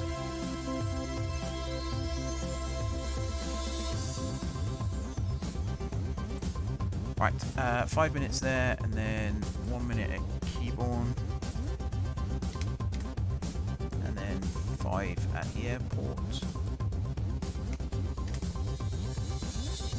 You're right, Kurt, you made it. 009 is growing, Bachmann and Pico are releasing a lot of ready to run stock. That's good. That is good. Yeah, I do like 009.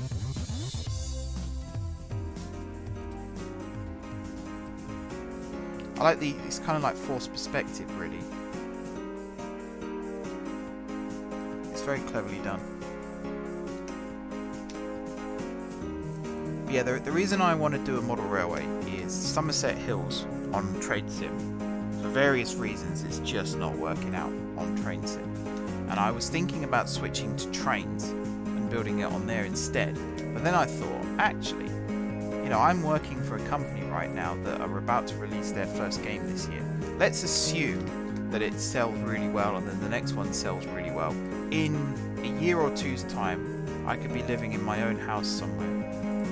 And, you know, I'm not married, I don't have kids, so I'm probably going to be living in like a 2-bedroom house, 3-bedroom house, something like that. Why not actually build a model railway of the Somerset Hills Railway, or at least part of it to begin with? And, you know, that would make a really good YouTube series as well. Whether it will go up on this channel or a new channel, I don't know. As you know, I don't like second channels, if I can help it. I treat YouTube a lot like, again, I see lots of questions on Reddit where I think someone really just asked that. And one of them is, you know, I make gaming videos, but I want to do film reviews. Should I start a new channel for that? And the answer is no. Like, BBC One, you've got the news, the Graham Norton show, Match of the Day. They're all different, but they're all on one channel. And that's the word, it's channel. If it was a specific thing, if it was a show, if it was called a YouTube show instead of a channel, then yeah, you probably should have different ones for different subjects. But your channel can have lots of different genres on it without it affecting the quality. I'm not going to stop watching a YouTuber because they decided to do a different type of video that week. That's a really stupid thing. And actually, I look at my stats fairly regularly at the moment. It's kind of when I'm bored, I just go on the YouTube Studio app, and I might upload a video that's 20 minutes long instead of 30 minutes when it comes to things like Planet Coaster, and someone unsubscribes from my channel. And it used to bug me, whereas now it kind of makes me laugh. Like, who does that? I've never watched a video 1 week, and then the next week they've released a slightly different thing, and I've gone, right, that's it, I'm unsubscribing. It's such a petty thing to do.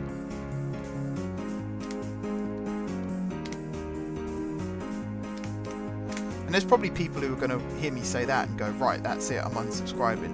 To be honest, I'm at the stage now where I don't care. I don't really want people like that watching my stuff. Because they clearly aren't there to support the content creator. They're there to satisfy their own needs. And if one thing is out of place, then they'll leave. And to be honest, I'll hold the door open for them. There's a question that's coming up later in the week, but I'll kind of answer it now. I think it's scheduled for the Sunday stream. Where is it?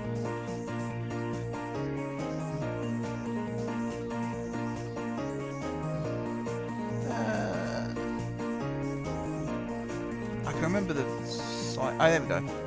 Oh, it's on Saturdays. I'll answer it now. When did you come closest to quit?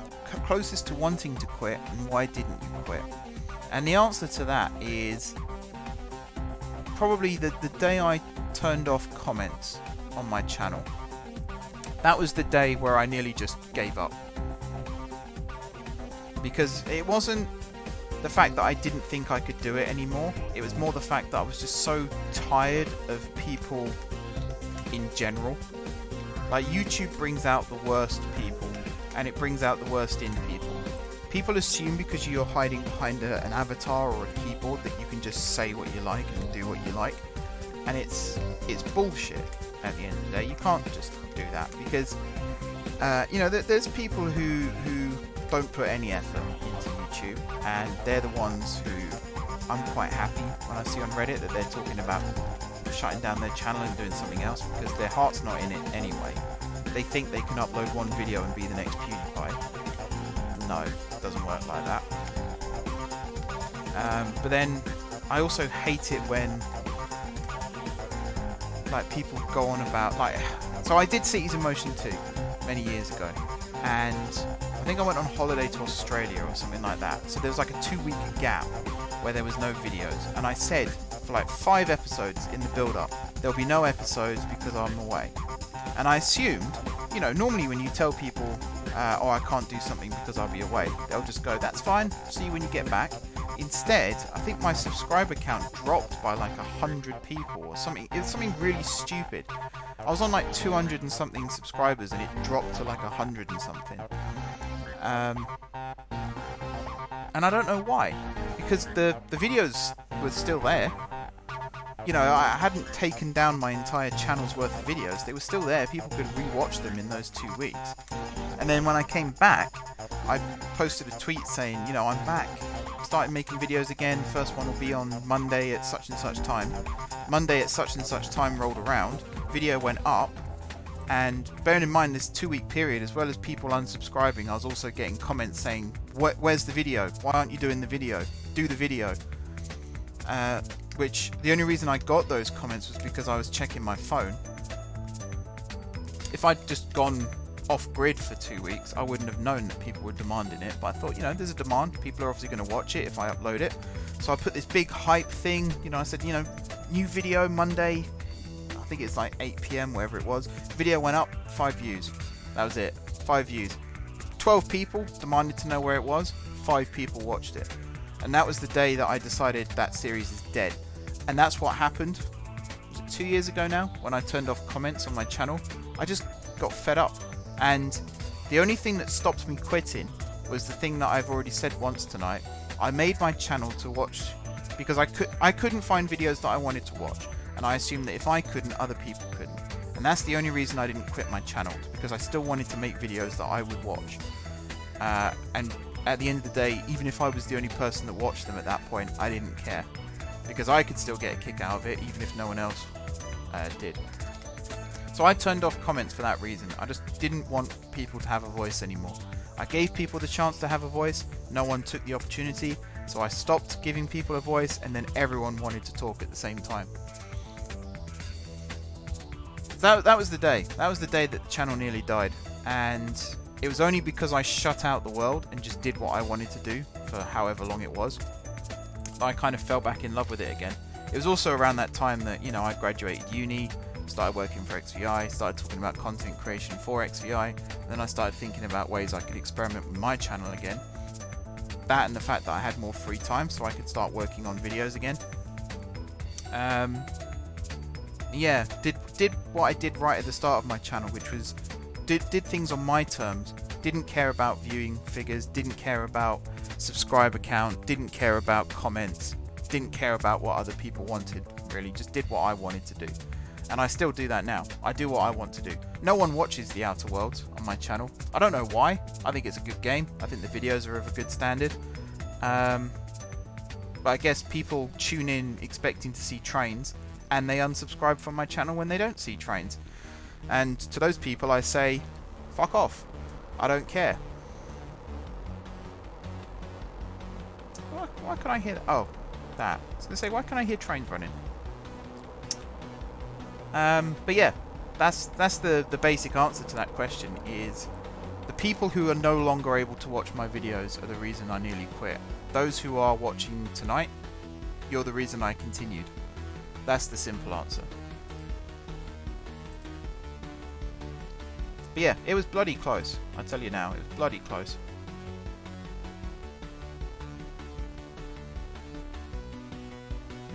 How many trains? I need 10. I've got 20! Seriously? Jesus Christ. Why have I got double?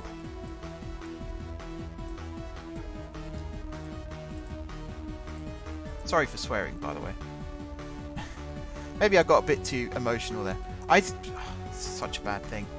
I don't swear at all, really, in my videos in the past. Since, in fact, before, people will assume it's because of copper that I've started swearing a bit more in my videos. But it's actually to do with what I've just said. I stopped caring. I used to censor myself a lot because I wanted to be not so much family friendly, but just accessible. But then I watch other channels of the same sort of scope as mine, and you know, the simple thing is just don't care.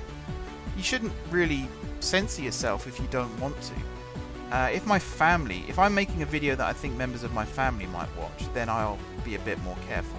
And when I'm out and about, I'm a bit more careful. But in real life, if you know me as a person, which, I mean, Kurt and Dylan are here, they can vouch for this, I swear all the time. Whether I need to or not is irrelevant. I just swear all the time. And I probably shouldn't. I'll admit that.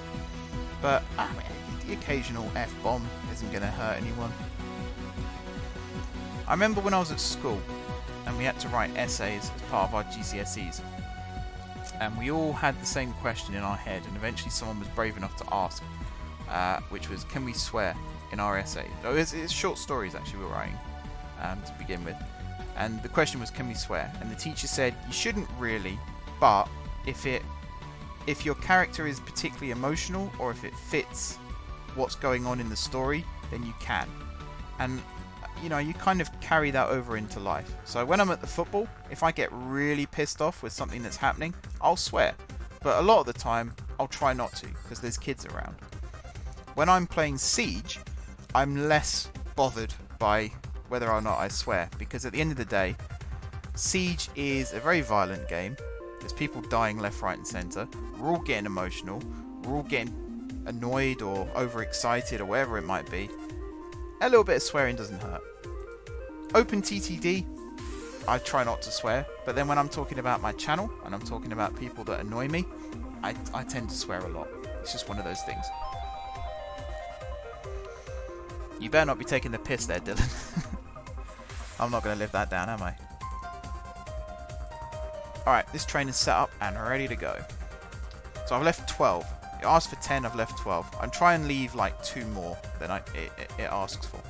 And I don't think that's one of the reasons why trains are bunching up. At least I hope not. But yeah, that quitting question is actually... They're the kinds of questions I was expecting when I asked for Q&A. The questions I've got... It's one of the reasons I love doing this kind of thing is... I didn't set rules. I just said you can ask me anything. And some of the questions I've got are really, really good. I like the questions. And there was something like 100 odd in the end, which was amazing, because the first week, I think, there was none. And I had to put out a little thing saying, come on guys, please ask something. Otherwise it's going to be a very boring week. So yeah, I do appreciate the questions. But ones like that, they're the ones I really wanted people to ask, because they're the subjects that I really want to talk about a lot of the time. Because people just don't realise a lot of the time. And it's not, you know, it's not ignorance or anything like that. It's just genuine, you don't really think about it unless you're doing it. YouTube is not easy. YouTube can be very, very difficult. Particularly when you're a gaming YouTuber. Because it's such a saturated market. And people just don't give you a chance these days. If you're not completely original, they'll accuse you of ripping off someone else, even though that person has probably ripped off loads of other people in their time to get to where they are. Or if you're really niche, like this is quite niche, but I try and expand out into other areas. As I said, my principal interests are not railways and trains, but that's my niche. That's what my channel's known for now, is transport. The series I want really to be successful are the ones like Planet Coaster. Global Ventures is my passion project, really. It's the one that I've been wanting to work for so long now, in various different formats.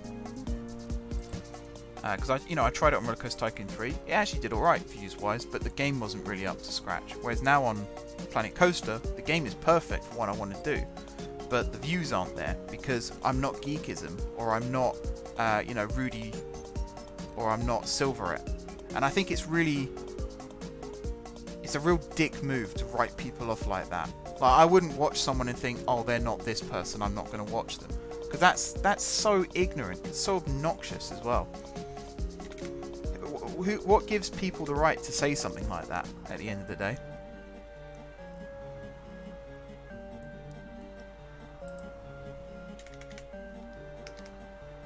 We might do 15 minutes of BTS.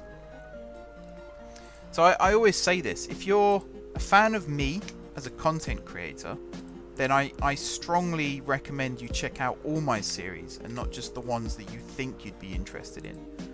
So if you watch my channel specifically for OpenTTD, just watch one of the Outer Worlds videos one time. There's one going live in an hour.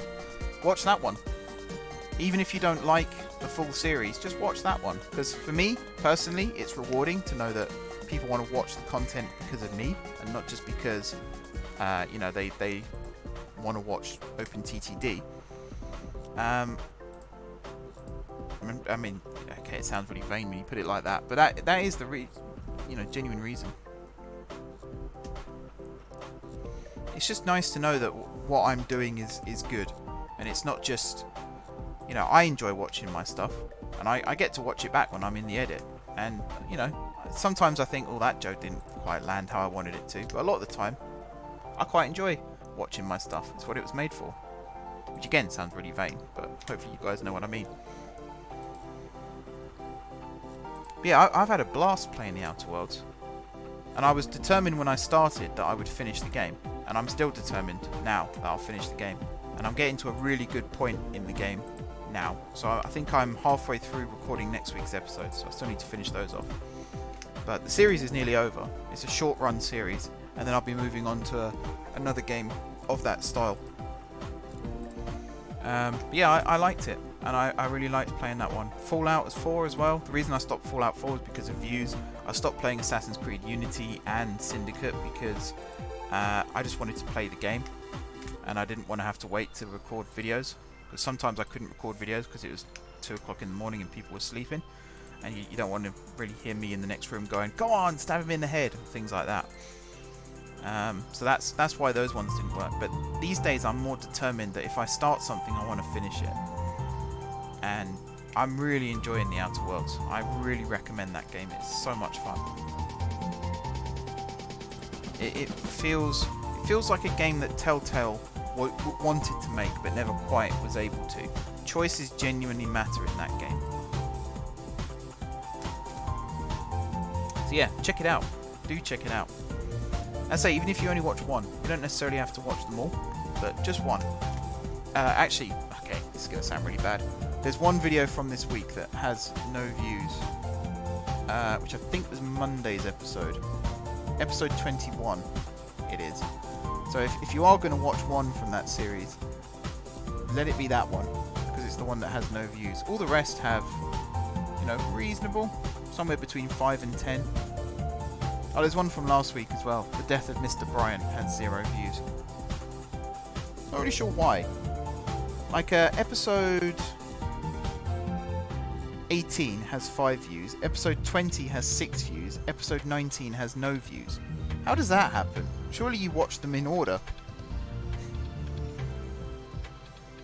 You wouldn't skip one out. I mean, some people do. Some absolute sadists do that kind of thing. I don't. No, didn't want to do that.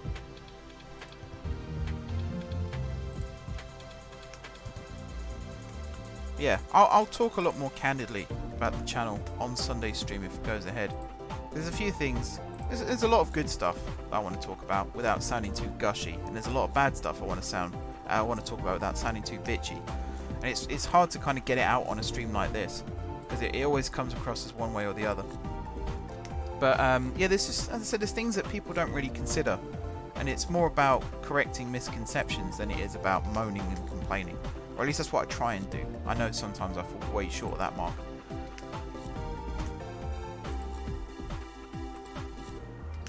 I always found it interesting to read up on YouTube. And the number of people, when I was researching for my dissertation, for those of you that don't know, I think I mentioned it at the time, but my final year dissertation was about monetization on YouTube and how it was affected by what's now called the adpocalypse,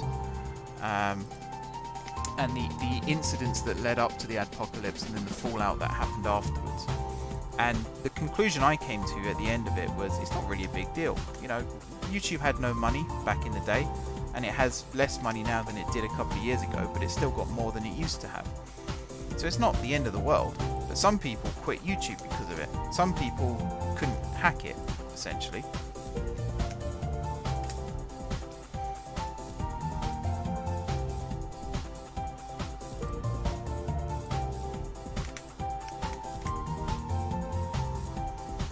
But yeah, in doing the research for it, I went on a lot of forums to kind of read about the fallout from the adpocalypse.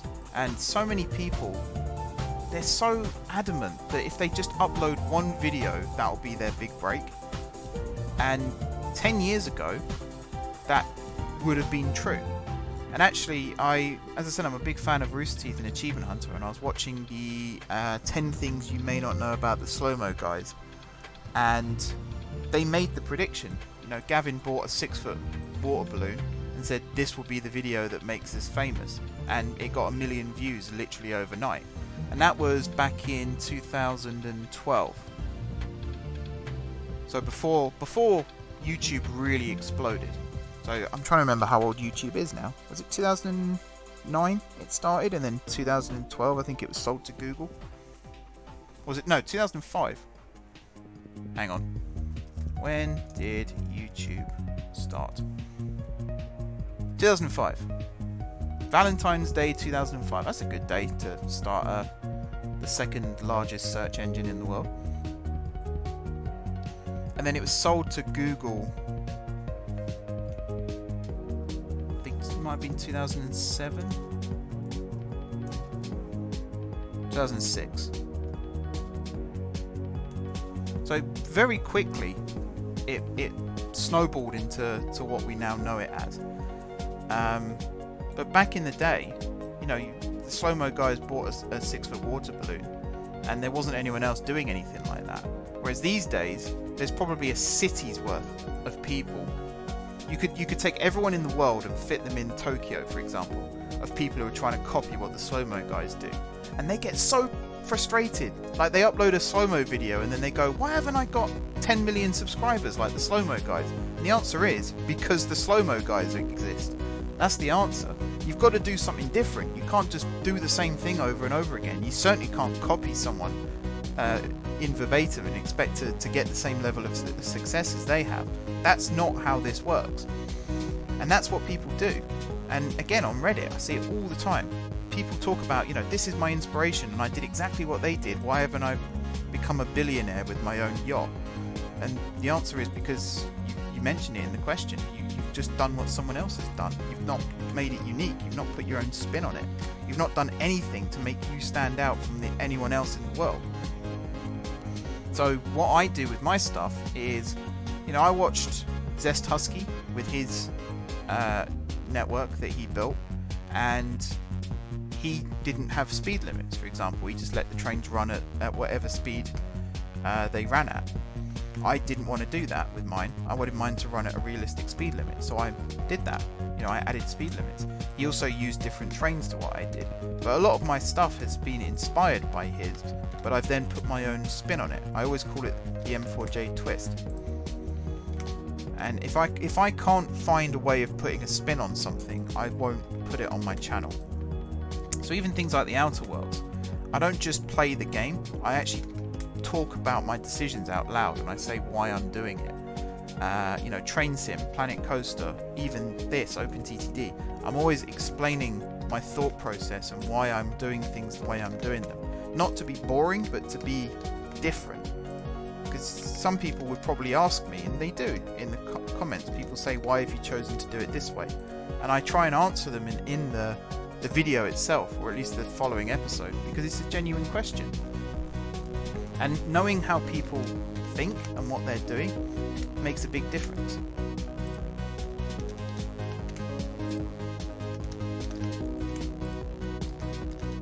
It's what I like to think makes me stand out. And there are times where I've seen people talk about my channel, and they do mention that. And actually, I don't know whether it was meant as an insult or not. I actually found it as a compliment. But when I first joined the OpenTTD Discord and introduced myself, there was someone who immediately said, "Oh yeah, I know who you are, I've seen your stuff."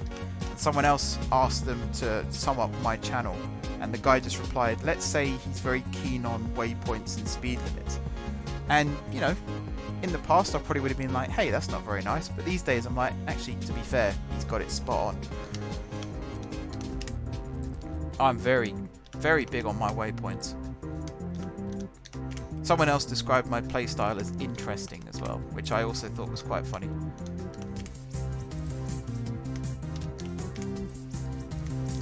Yeah, George wants to check out more Train Sim stuff, as well as other stuff. I've got some series that I can recommend people to watch, but I don't know. I think, you know, we're all adults here. We can make our own choices. Planet Coaster is the one I really wish would get popular though, because I really enjoy, especially this year. This year I've gone in with a new mindset of I'm going to actually focus on detail this time rather than just building roller coasters all the time.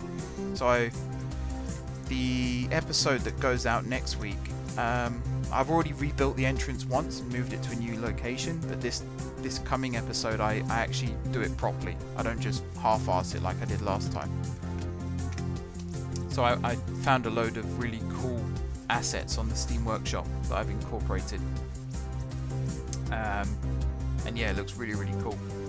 Looks a lot better now. Plus a new dark ride, plus a new entrance plaza. Looks really good. And I haven't done the audio for it yet, but I'll be talking a bit more about the process behind that, and also literally coming up with a new zone, like on the spot, which I did last week. As I was building it, I thought, actually, yeah, this could be a whole new area of the park. And I've gone and ran with it, basically. That's what I enjoy doing. I enjoy just building stuff, being creative. I'm not an artist. I'm not a painter or a drawer. I'm kind of a writer. You know, I write for XVI, but not very often. But I like to think I'm creative in a different way. I'm creative with machines. I'm creative with designs. You know, I might not be able to draw, I might not be able to paint, but I can build a world out of nothing. That's what I want my channel niche to actually be, is to be able to build stuff out of nothing, come up with ideas literally on the spot. Doesn't matter whether it's a railway station, or a roller coaster, or you know, a decision in a game. Right, I think this is all ready to roll. So in theory, I could start all these trains. I'm not going to start the GWR ones though, but I think I will start the Great Northern ones. And I'll do the same mistake that I always make. Oh, hang on, before I do that. Did I lock the wait times? Nope. And how many do I need? I need 8. 20 again? What am I doing? What was I thinking?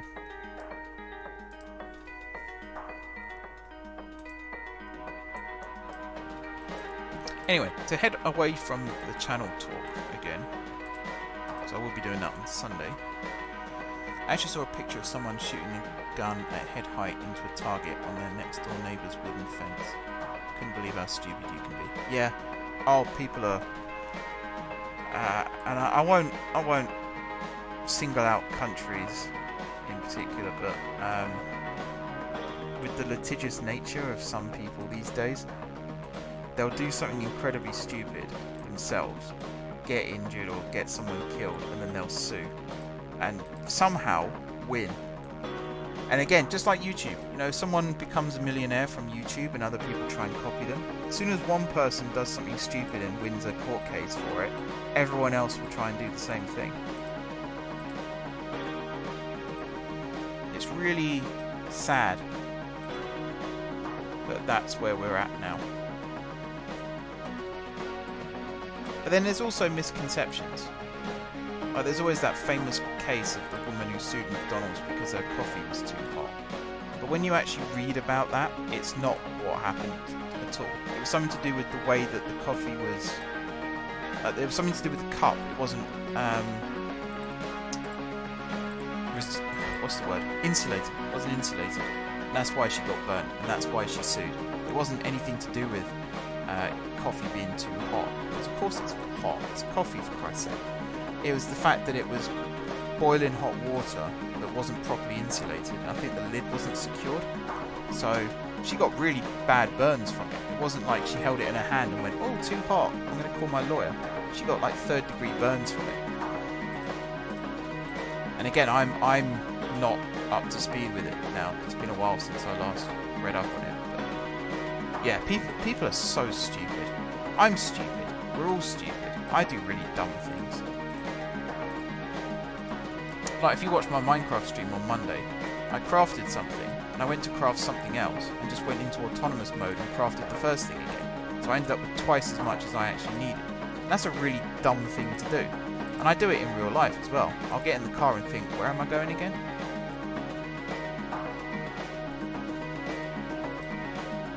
Or the other day I tried to drive to Kurt's house and I thought, oh, I could do it from memory, I've been there before, and got completely lost. You know, it's just, I have a good sense of direction as well. Although if you played Siege with me you wouldn't believe that, because I'm always getting lost on the drones. But yeah, people are so stupid.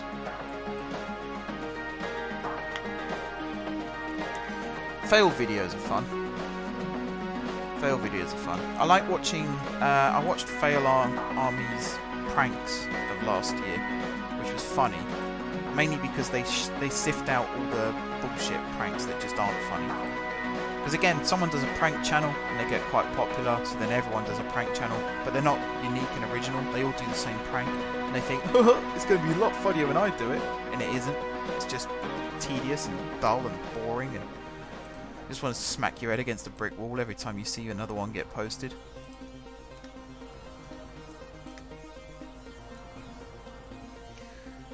The stupidest thing I've seen someone do.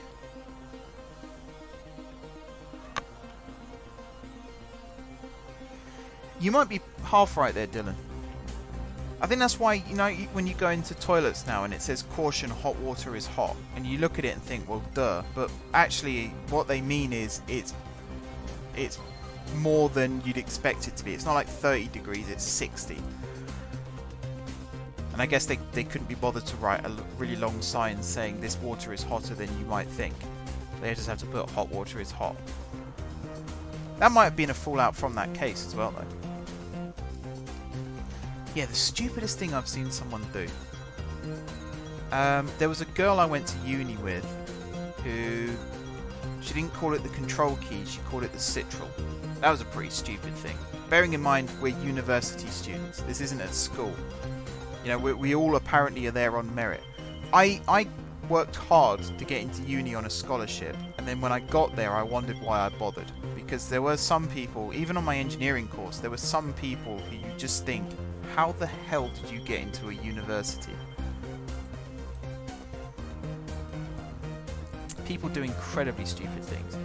My brother walked into a door frame once, and I'm sure he's watching this now and he won't appreciate me saying that, but he did.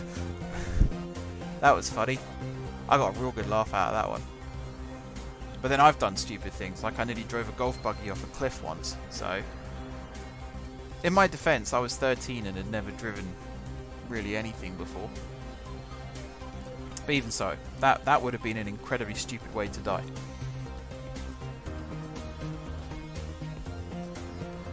And I'm in the interest of fairness, I won't point fingers at anyone else without pointing fingers at myself too.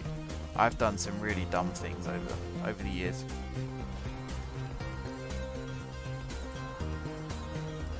When I was 5, I think, or 6, I put blue tack up my nose and ended up in A&E. Put my hand on the iron after being told not to. Gave myself really bad burns on my hand, which fortunately haven't left me with any scars.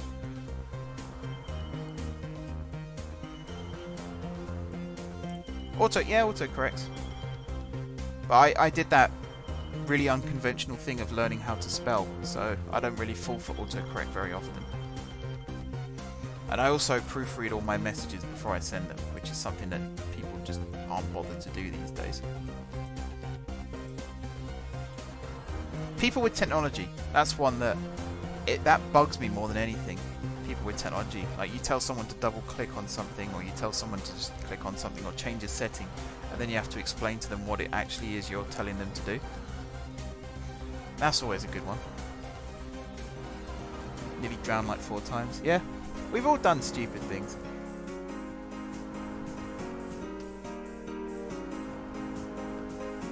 Oh, I talk about getting into uni. When I was at college, before I got my scholarship to uni, this college has existed since the 60s, I think it was. And this was in 2011. So it'd been around for about 50 years. And there's a milling machine that's semi-autonomous. So it's semi-automatic. You can kind of let it do its own thing, or you can intervene and control it manually. And I was controlling it manually for a long, long time and got everything lined up how I wanted it and was ready to start milling a piece of metal. And there was a vice on the machine that had been there since the workshop first opened, which would have been in the 60s. And I set the machine to run automatically without considering where the location of the vice was, and I milled straight through a 50-year-old vice, like cut a groove, perfect groove, straight through the middle of this vice. And my tutor witnessed me doing it, and I thought I was going to have my nuts in a vice, probably that same vice, but fortunately he was very nice about it and just sort of laughed it off and said, I hope you've learnt your lesson. But Christ almighty, that's the dumbest thing I've done at college. There was a guy who I went to college with who we were learning spot welding, and it's basically like we were learning spot welding, and we were learning how to treat metal on the same day. So that when you treat metal, you heat it up so it's white hot, and then you stick it in a cold substance, and it rearranges the molecular structure of the metal and makes it more not brittle. It doesn't make it harder as such. I think it's called tempering. I think that's the official name for it. But effectively, it can change the structure of the metal to make it more resilient. And we were told when we were using this blowtorch to heat it up to not put the blowtorch anywhere near the gas pipe that was supplying the gas to the blowtorch. And my friend passed the blowtorch to me, and it must have missed the pipe by about 0.5 millimeter. And if he'd have gone through it, it was a rubber pipe, and if he'd have been 0.5 millimeter closer to it, I probably wouldn't be sitting here today. That was the dumbest thing he ever did. Never did it again. Someone stopped in an escalator because it wasn't running. Yep, I've seen people do that as well. People don't seem to understand the concept that an escalator is just a staircase that moves. So if the escalator isn't working, like my local cinema, sometimes they switch the escalator off at night, and people genuinely don't understand that you can still walk down the bloody thing. Like, they don't put signs up saying do not use or anything like that. They just turn it off to save power.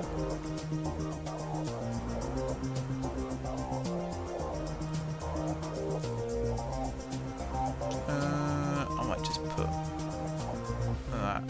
Actually, do you know what? We'll put that and that, and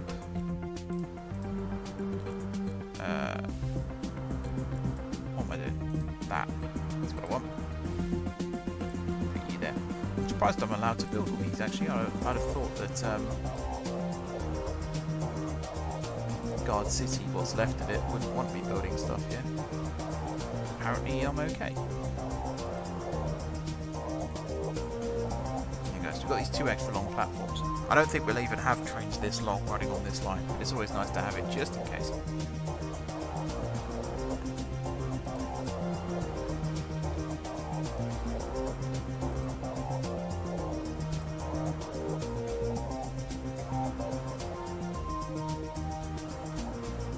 Someone put their phone in the microwave to charge. Oh, that was a fad for ages. Wasn't it like the iPhone 10 or something? People used to say if you put it in the microwave, it charged it. And then people would go, oh my god, my phone blew up. I don't think I did it right. Yeah, you really didn't do it right if you thought putting it in the bloody microwave would charge it. Common sense as well. People just believe things that they're told. Just having fun, welcome to the stream. Do you follow other OpenTTD streamers or YouTubers? All the OpenTTD YouTubers I followed stopped playing the game, which is quite sad. Lieutenant Joker was one of them, Lieutenant Joker. I watched his series and then he stopped. Zest Husky, as I said, he was the main inspiration for my series, and he stopped. So yeah, technically yes, but in reality not really anymore. I know like the Yogscast have done OpenTTD in the past, but they don't play the game the way I do, so I don't really follow their series. People asking weird questions on Yahoo. Oh, people who have no filter as well. You know, people who just go on Yahoo and say the most personal things ever. I don't know whether... do they know they're doing it? That's the question. Or are they just oblivious to the fact? Actually, this is something else I wanted to mention. There's a guy I watch, Chris Eden Green, who does steam locomotive videos. And he raised a really interesting point last week about copyright. Because there was a guy who unknowingly, let's say, took some videos off YouTube and put them up on a Facebook page, just thinking he could do that. And there were circumstances that led to him not understanding the copyright laws. I won't go into detail. You can check out the video if you want to know it yourselves. But yeah, it's not so much a stupidity thing, but it's just a lack of knowledge thing. It's staggering sometimes how people don't necessarily understand things. And there's people with all kinds of reasons as to why they don't understand things, and you do have to be understanding towards that. But then at the same time, as he put it, sometimes you can be in the same situation as these people who try to hide behind excuses, and then you have to point out to them that the rules aren't different just because you have this or you are that. The rules are the same for everyone.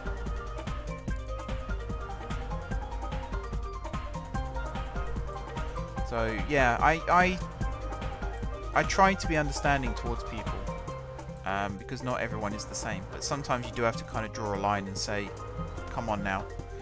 The rules are... People aren't necessarily the same, but the rules are the same. And I've had this on my channel in the past where people have commented something and then, I've always reacted to it and they've said, oh, sorry, I didn't realise I was being like that. But, I mean, deep down, you must have an inkling. You must know, surely.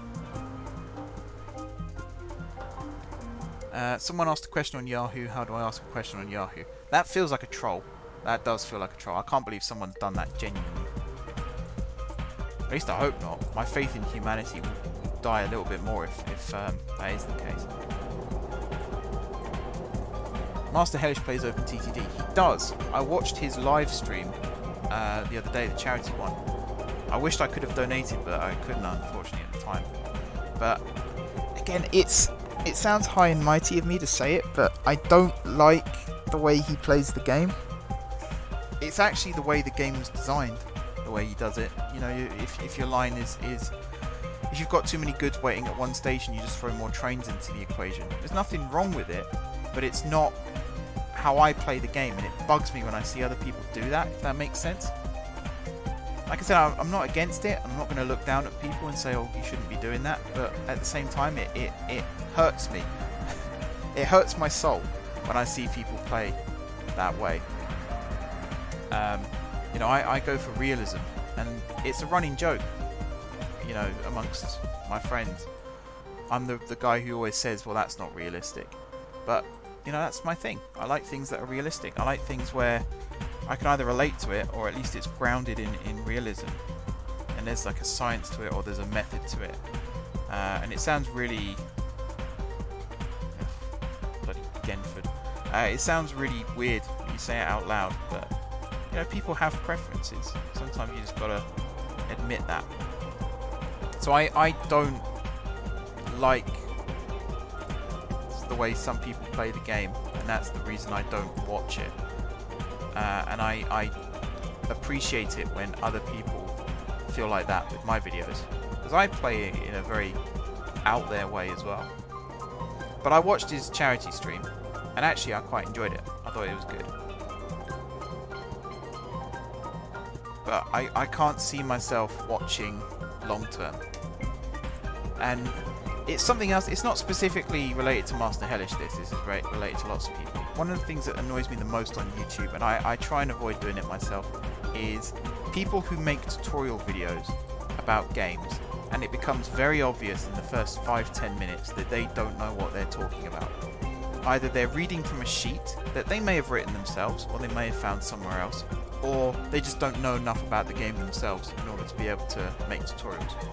And Planet Coaster is a very good example of this, where I won't name names, but there was someone who did a Planet Coaster tutorial, and they were talking about, you know, you've got to be really, really realistic with your rides. You've got to make them as close to the real thing as possible. And then they built a roller coaster without block breaks. And to some people, you might not understand why that's a big deal, but to me, my teeth were grinding. Genuinely, my teeth were grinding. I thought, how can you be talking about realism and then not put the most obvious safety feature of a roller coaster? Block breaks are... so roller coasters are split into blocks, much like railways are. And a train can't enter a block unless it's clear. For God's sake. Well, that station's not getting expanded. A train can't enter a block unless the one in front is clear. So it's safety feature. For those of you that are aware of the Smiler incident, the reason that happened is because someone did a manual override. The system actually shut down correctly because there was a train occupying the block. The staff didn't realise that there was a train occupying the block, and they did a manual override, and that's how the accident happened. But if they'd left the system to work by itself, that incident wouldn't have happened. You know, the safety features kicked in. So you can't talk about realism 1 second and then do something incredibly unrealistic the next. And I've watched OpenTTD tutorials, in inverted commas, where people talk about signaling tutorials and then they only talk about 2 types of signal. That's not a tutorial. That's just you talking about your favorite type of signal. And I've done a signaling tutorial, and I tried to explain what the other ones did as well, because I don't use... Out of this signaling list, you've got the block signals here, which I use, and then you've got the path signals here that I use. I don't use entry signals, I don't use exit signals, I don't use combo signals, and I don't use programmable pre-signals. In fact, these ones I've never used. They normally appear on the far end of the list here, but they've moved to this side now for some reason. I guess it's a patch thing. But I do know what entry and exit signals do, and in the tutorial I tried to explain it as best as I could. Yeah, 2.5 hours we've been going for now. But yeah, I don't like making tutorials myself unless people specifically request it, because I don't feel like I'm knowledgeable enough on all areas of the game. So actually, it's a bit of backpedaling, but when I did my OpenTTD tutorials, I kind of did a disclosure at the start saying, this is how I do things. It's not necessarily the best way, but it's how I do them. So if you're watching the videos because you like the way I play the game, then chances are you'll like my tutorials. But I don't sort of bang the drum and say, you know, this is how you should play the game, because there's no right or wrong way. But there are people who do Planet Coaster tutorials who do talk about it as if their way is the best way. And then I see their designs and I think, no, you can't build friction brakes on a curve, for example, and yet people do it all the time in tutorials. You can't talk about realism and then not put block breaks in your rides, which people do all the time in these tutorials, or they talk about building a realistic park and then they do something like that. They'll spend 3 hours building a dumpster at the back of a restaurant because it's realistic, and then they'll build a ride that breaks the laws of physics. Again, I despair. I genuinely despair. When I can't find words, it's because I despair. But yeah, since the length of the stream has been mentioned, I should probably get back to the questions that have been asked, because I won't end the stream until I've answered all of these. I love all OpenTTD games. It doesn't matter to me. I play all types of games of OpenTTD. It's a lot of fun. That's the right attitude to have. I wish I had that attitude. Genuinely, I do. And I try and go into things with open mind. It doesn't last very long. I get triggered. That's the thing. I get triggered. I think the expression is, I don't suffer fools gladly. And we talk about people doing stupid things. And the things I've just listed to do with tutorials, I consider those to be stupid things. And I just lose all interest in watching the video at that point. Because I do think when you make a tutorial and you talk about yourself being good at the game, you are showing a level of arrogance that you then have to back up. And if you then do something really stupid, like you talk about realism and then do something unrealistic, everything that they've said loses all credibility for me at that point, because they just don't know what they're talking about. That's why I get triggered by it. It's not a case of intelligence or anything like that, it's just double standardness. You can't call someone an idiot for not knowing how to play the game and then make a tutorial series where you don't know how to play the game. You know, I could do a Call of Duty tutorial series right now and I haven't played the game for 10 years. And I'll look like a right idiot doing that, because I'll be talking about things that you can't even do in the game anymore. But yeah, back to the OpenTTD questions. I'm just going to keep a view on the airport station here while I do this. So, where did we get to? Do you play any other games similar to OpenTTD?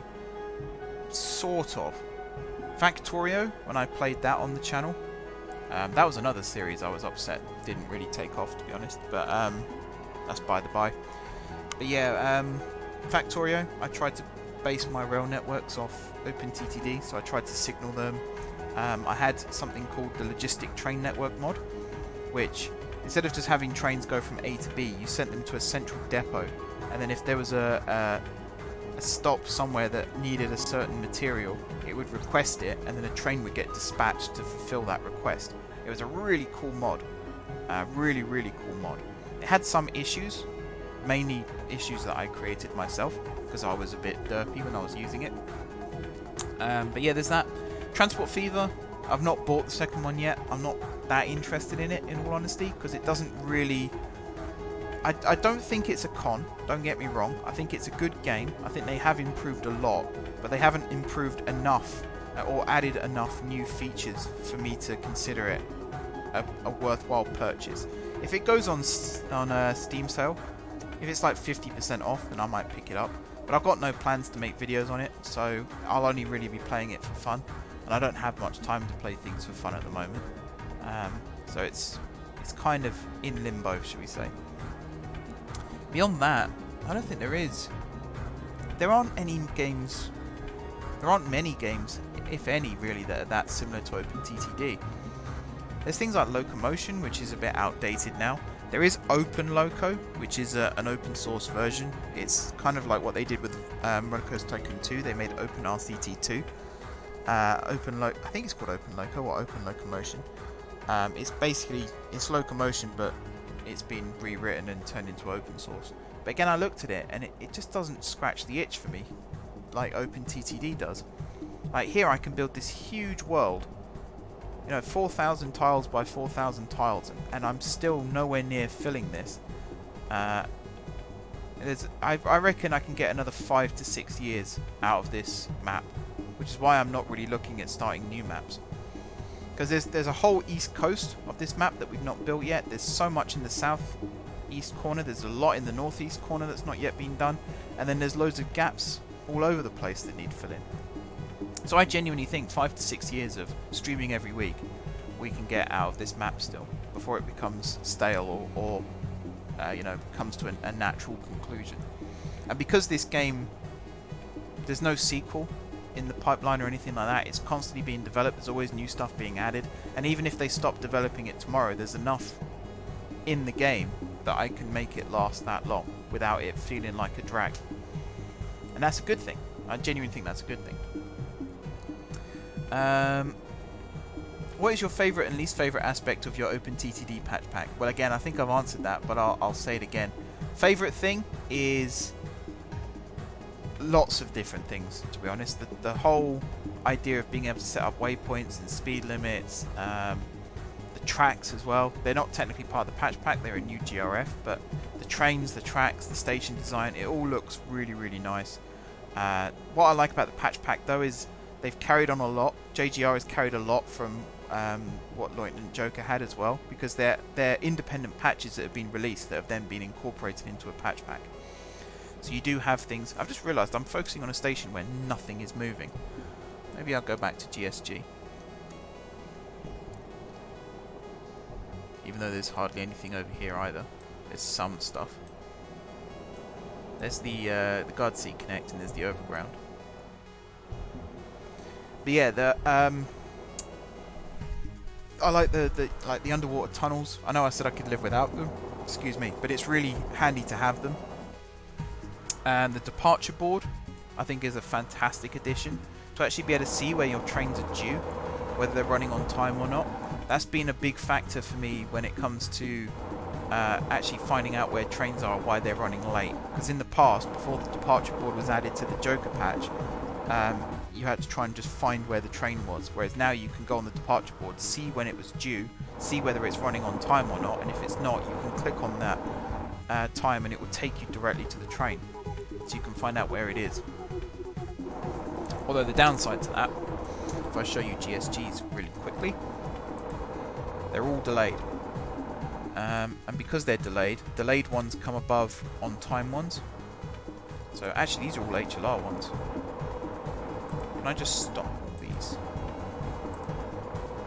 Can I just do that? Will that make them disappear? Don't think it does. I'll have to clear those out. Because yeah, they're blocking all the other trains from being shown. But that's also really satisfying. Well, a lot of what I do now when I'm not streaming this is I just sit with a departure board up and just watch trains coming in and out and just make sure everything's working as it should be. It sounds really boring, but trust me, it's not. It's so satisfying when things are working. But then on the flip side, my least favourite thing about it is probably the fact that scheduled dispatch isn't quite working how I want it to yet. But James on my behalf did mention it on GitHub, and JGR said he would look into it. So the last week's save is on the website now. So anyone can download it. Hopefully JGR can get a copy of that and have a look for himself to try and find out what it is. And I'm really hoping it's something I've done wrong, because if it is, then I know to not do that and then it will work. Whereas if it isn't, then I'll have to wait for an update. But I think at the end of the day, I'll moan about it every week, but I don't mind waiting for an update. If there's something in the works, then I'm happy to wait for it. Even if there isn't something in the works at this time, I'm still happy to wait for it. So I don't expect people just to drop things and fix my problems, because I could be the only person in the world that is experiencing this issue right now. And when you think about it like that, it really fades in comparison. What is my favourite music for OpenTTD? So I actually don't have any music in the game, you might have noticed that. I don't know why. I'm sure I've downloaded some music packs and yet they just don't seem to play. What I tend to do, again, when I'm playing off stream, I either have my Google playlist that I just put on shuffle, or I just watch videos in the background, so I don't really need to listen to music. One of the things I do like, though, this was to do with, it was in RCT2, and then it was in Locomotion as well. In RCT2 it was called Modern Style, I think it was, the piece of music, and then in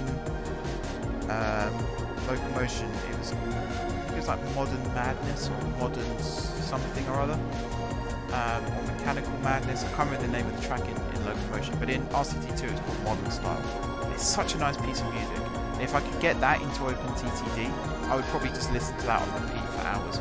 It's such a really, it's got that level of inspiration and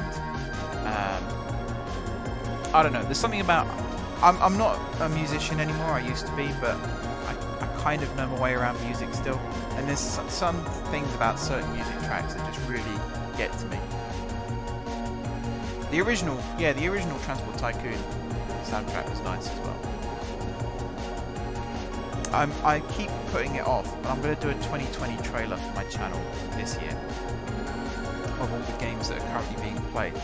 And for each one, I'm going to have some gameplay from a previous video on a time-lapse style, and then the theme tune of that game coming up, and then the name of the series and the name of the game. So for things like the Outer Worlds, it would be the Outer Worlds theme with some footage of me playing Outer Worlds. Planet Coaster, same thing. For OpenTTD, it was going to be the original Transport Tycoon theme tune, because that used to be so good. When I was a kid, I used to go to my grandparents' house, and I had a Transport Tycoon installed there, and all you could hear from the study where I used to play was just the OpenTTD. It was just the Transport Tycoon music playing, and it's always a really good childhood memory. The Roller Coaster Tycoon theme, the Roller Coaster Tycoon 2 theme, and the Transport Tycoon theme. Those three pieces of music pretty much sum up my childhood. So it's a nice little nostalgia trip there as well. What gave you the idea to make a UK-inspired rail network? So originally it was to just make a functional rail network with lots and lots of trains running, and Zest Husky, as I said, was a big inspiration for that. And the very first Jeffries Network series that I did, the first map, it was chaos. There was lots of tracks, lots of trains. It wasn't particularly inspired by anything, it was just stuff that I had in my head that I wanted to build. But as I've refined my playstyle a lot more, I realized that I wanted to make it realistic. It wasn't necessarily based on any particular location, but just realistic. So in Cities in Motion 2, it was a very much European style game. So I based it on Amsterdam, where, you know, as I said yesterday, I just happened to have come back from a holiday to Amsterdam, and, you know, rode the tram, saw the buses, the ferries and everything like that, and thought, actually, yeah, this is very much like Cities in Motion 2. So I incorporated that. For OpenTTD, I live in the UK. That's the only answer I can give for that. I just happen to live in the UK. I travel on UK trains fairly regularly. So when it came,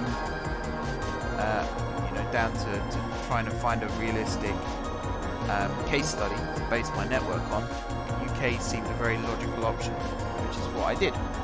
And even now, I still think it was a good decision. I still like the fact that the UK rail network is always changing and evolving, and therefore I can do the same thing here. I have still got some European trains running, although one of the things that I've really liked in recent years is the fact that Greater Anglia have got Stadler trains running on their network now, so I can kind of get away with running Stadler trains on my network and say, oh, but you know, Greater Anglia do it. Because the double-decker Kisses that I've got running on the Western Reaches and the Loco push-pull stuff, they're sort of German, Dutch, Austrian, Swiss. They're not English, they're not British. But I think, you know, a little bit of artistic license, you know, there's nothing wrong with that. It works. Do you ever plan on including something about the number 1000 in your M4J rail network? Yes, I will. We've got Achievement Row, which is one of the tram stops, I think, or bus stops that we added a few weeks ago. But yeah, I'd like to add a Millennium themed thing, and something to do with 1000 as well, definitely. I'm trying to remember what we were doing. What was I working on speed limits or something when we hit the 1000? I'm trying to remember exactly what I was doing in that stream. I'll have to go back and watch it. But I might, if I was building a station or something, I might add a reference in that station. I think I was doing something really mundane like timetabling though, so I'm not sure how I'd be able to do that. But I like that little touch of being able to add it into the actual thing that I was doing at the time. Yeah, definitely. 1000 subscribers it sounds like a small number, but considering how long it's taken me to get here and the significance of it regarding, you know, YouTube's policy changes and everything, it was a really, really big deal. That's why I'm celebrating it. because, you know, 500 subs, I think I did like a special video, but that was it. I mentioned it in passing. Whereas 1,000, it's a big deal. It is a big deal. It's the first big milestone in YouTube. People tend to say 100 is, but I saw something the other day where people said, you know, you can upload one video and get 100 subscribers. It takes work and dedication to get to 1,000. What is my favourite freight train and why?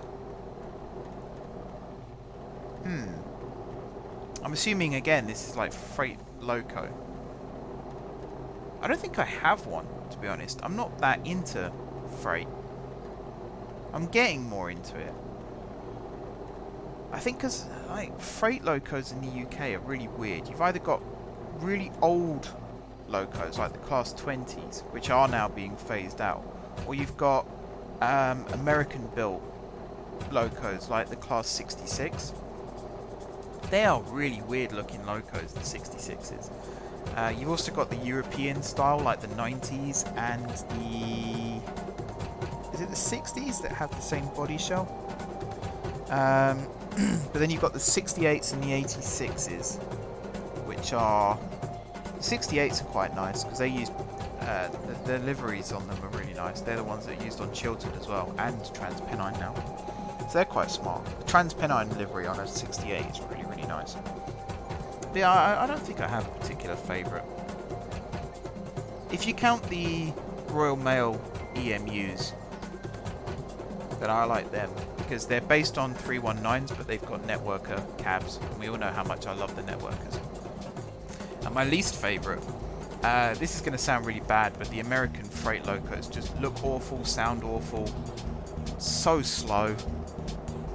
You know, freight trains in the US are like 2 miles long, so you need a lot of power. But they have like 7 locos on a single train. It seems so stupid. Like a big boy steam loco used to be able to pull a freight train pretty much on its own, whereas these days you've got 10 diesel locos doing the same job, and it should be the other way around, really. Also, just things like every time a road comes in sight, a freight train in the US has to put bells and whistles and all that kind of thing on, and they just honk their horn for like two minutes at a time. I don't like them. I just don't like them. And I think it's that thing of I'm not used to them, I don't understand them, and therefore I don't like them. Maybe if I went and moved to the US and got to experience them properly, I might warm to them a bit more. Because I've heard people say, you know, you go to America and you see a freight train roll past, and you do get a feeling of, hey, that's pretty cool. So maybe I'm one of those people, but right now I don't like them. Yeah, I think that's all the questions for tonight. There's loads more to get through though, so tomorrow, Saturday, and maybe Sunday, there'll be more. But for now, I'm going to start wrapping things up. Next week, we'll be back at the same time at 7 PM. I'll need some ideas as to what to do. George has suggested some new routes on the Discord. Hold on to those maps if you can, George, because I might need to reference them again. But yeah, I like the idea of those 2 routes. It goes back to what I was saying just now about filling the gaps. If I zoom out and scroll over, one of the ideas was to connect the Bar City commuter belt, which is, let's see, that's Nut Hill. It's got to be north of here. I'm trying to remember where it is now.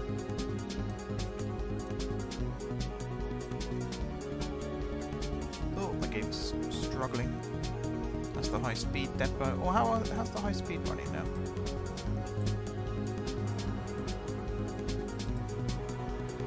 Yeah, this is all full as well.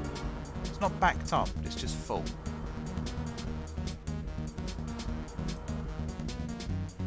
I don't know where the rest of these trains are. Oh, they are running. Oh, I bet this is where the backup. Oh, this isn't backed up either. In that case, I have no idea. But yeah, the Bar City commuter belt. Oh, I was about to say, why has that not been upgraded? It's because I don't run trains on this bit yet. Bar City commuter belt. This is it here. It runs up to Wenningpool. So there was an idea to link Wenningpool. It was down this way. Was it Branningley Market? Here, which is the big interchange station. And there was an idea to build this line to connect up with the Grand Northern line towards Beffing Way, and then connect another spur like this direction, so you can run trains between Beffing Way and Wenningport. I actually like that idea. I think it's a really cool one. And the other idea was to run a line from here that connects up to the east coast, if I remember rightly. I think that was the idea. But basically, Branningly, and there was a station further down. Was it Lundsberg? Oh, I thought this might have been it, but it's not. But yeah, I think Lundberg was the other one. And have that as a junction station as well. Two really good ideas. I'm always open to those sorts of ideas. Don't be put off if I ask for a bit of clarification or if I get a bit confused, because sometimes when it's all written down in text, it's hard to interpret, and 9 times out of 10 I'm reading it on my laptop downstairs and I don't have the game open, so I can't reference what people have said. But yeah, I'm always open to ideas and suggestions like that, and if you can do it with a map, 9 times out of 10 it will get built. In fact, 9.9 times out of 10 it will get built. Because it's always maps. I like maps. It's always nice to visualize things. But yeah, always new routes, always welcome. Again, I probably should upgrade all these lines. It's really, I hate the fact that you have to overlap them like this, because it just makes the slow lines look really weird. Every curve, basically, I've had to upgrade it all to the fast. This is so that trains can run at 140 miles an hour down the middle. I wanted to do this to limit myself a bit more, and I think it's actually come out quite well. I've not really utilised it much yet. Why are these running so bloody slow? Look, again, there's no departures on here. Is it just every time I shut down the game or something, it does something to the timetable? Oh look, now suddenly it comes up. I don't understand. I don't understand why it does that. That, to me, though, suggests it's a bug. Like, if I remove the condition order... Have you also noticed the trains look like they run faster now as well, since I just switched patch? I don't know if that's an actual thing or not, whether it's just because there's less calculations going on and therefore the game can run a little bit quicker. I have no idea. Anyway, I said I'd wrap up the stream, now I'm still talking. But yeah, leave some suggestions. Reddit and Discord are the 2 best places to do that. And like I said, maps are always helpful. If you can't upload an image onto Discord for whatever reason, put it on Reddit and then just post a link on the Discord. That always means I can cross-reference and things like that. And there's also a link, so it's like a paper trail I can follow in case I do forget what the idea is. But yeah, thanks for watching, guys. It's always appreciated to have so many people here. 8 people here currently. Lots of people chatting as well tonight. George, Frank, just having fun. Dylan, Kurt, Nirasa, lots of people. I think that was everyone. Sorry if I've missed anyone out for whatever reason. But yeah, thanks for watching. Be sure to hit the like button if you enjoyed the video, and of course if you enjoy the series, drop some comments down below with ideas. Also head over to Discord and Reddit, post pictures, videos, that kind of thing. And I keep saying this, if you've downloaded my map off my website and you've built new things yourself, or you've gone in a different direction with it, feel free to make some videos, 30-second clips of stations with trains passing through or anything like that, and put them up on the Discord or on the Reddit. That's exactly what it's for. I really like seeing people running with these ideas. I think it's really, really cool. So feel free to do that. Don't feel like you're not allowed to post videos and stuff. It's exactly what the Discord was set up for. But yeah, I think this stream is going to go up next week. I'll schedule it for next Wednesday at 5 PM, so you can watch it again then. Yeah, I think that'd be best. So it's all consistent. But yeah, if you haven't already subscribed to the channel, be sure to hit the subscribe button. If you have already subscribed to the channel, thank you guys for your continued support. My throat is absolutely throbbing right now, so I'm going to go have a nice long drink and then a nice long lay down, I think. But yeah, thanks for watching, guys, and until next time, which is going to be tomorrow at 7 PM. I'll hopefully see you all then, and if not, I'll see you soon.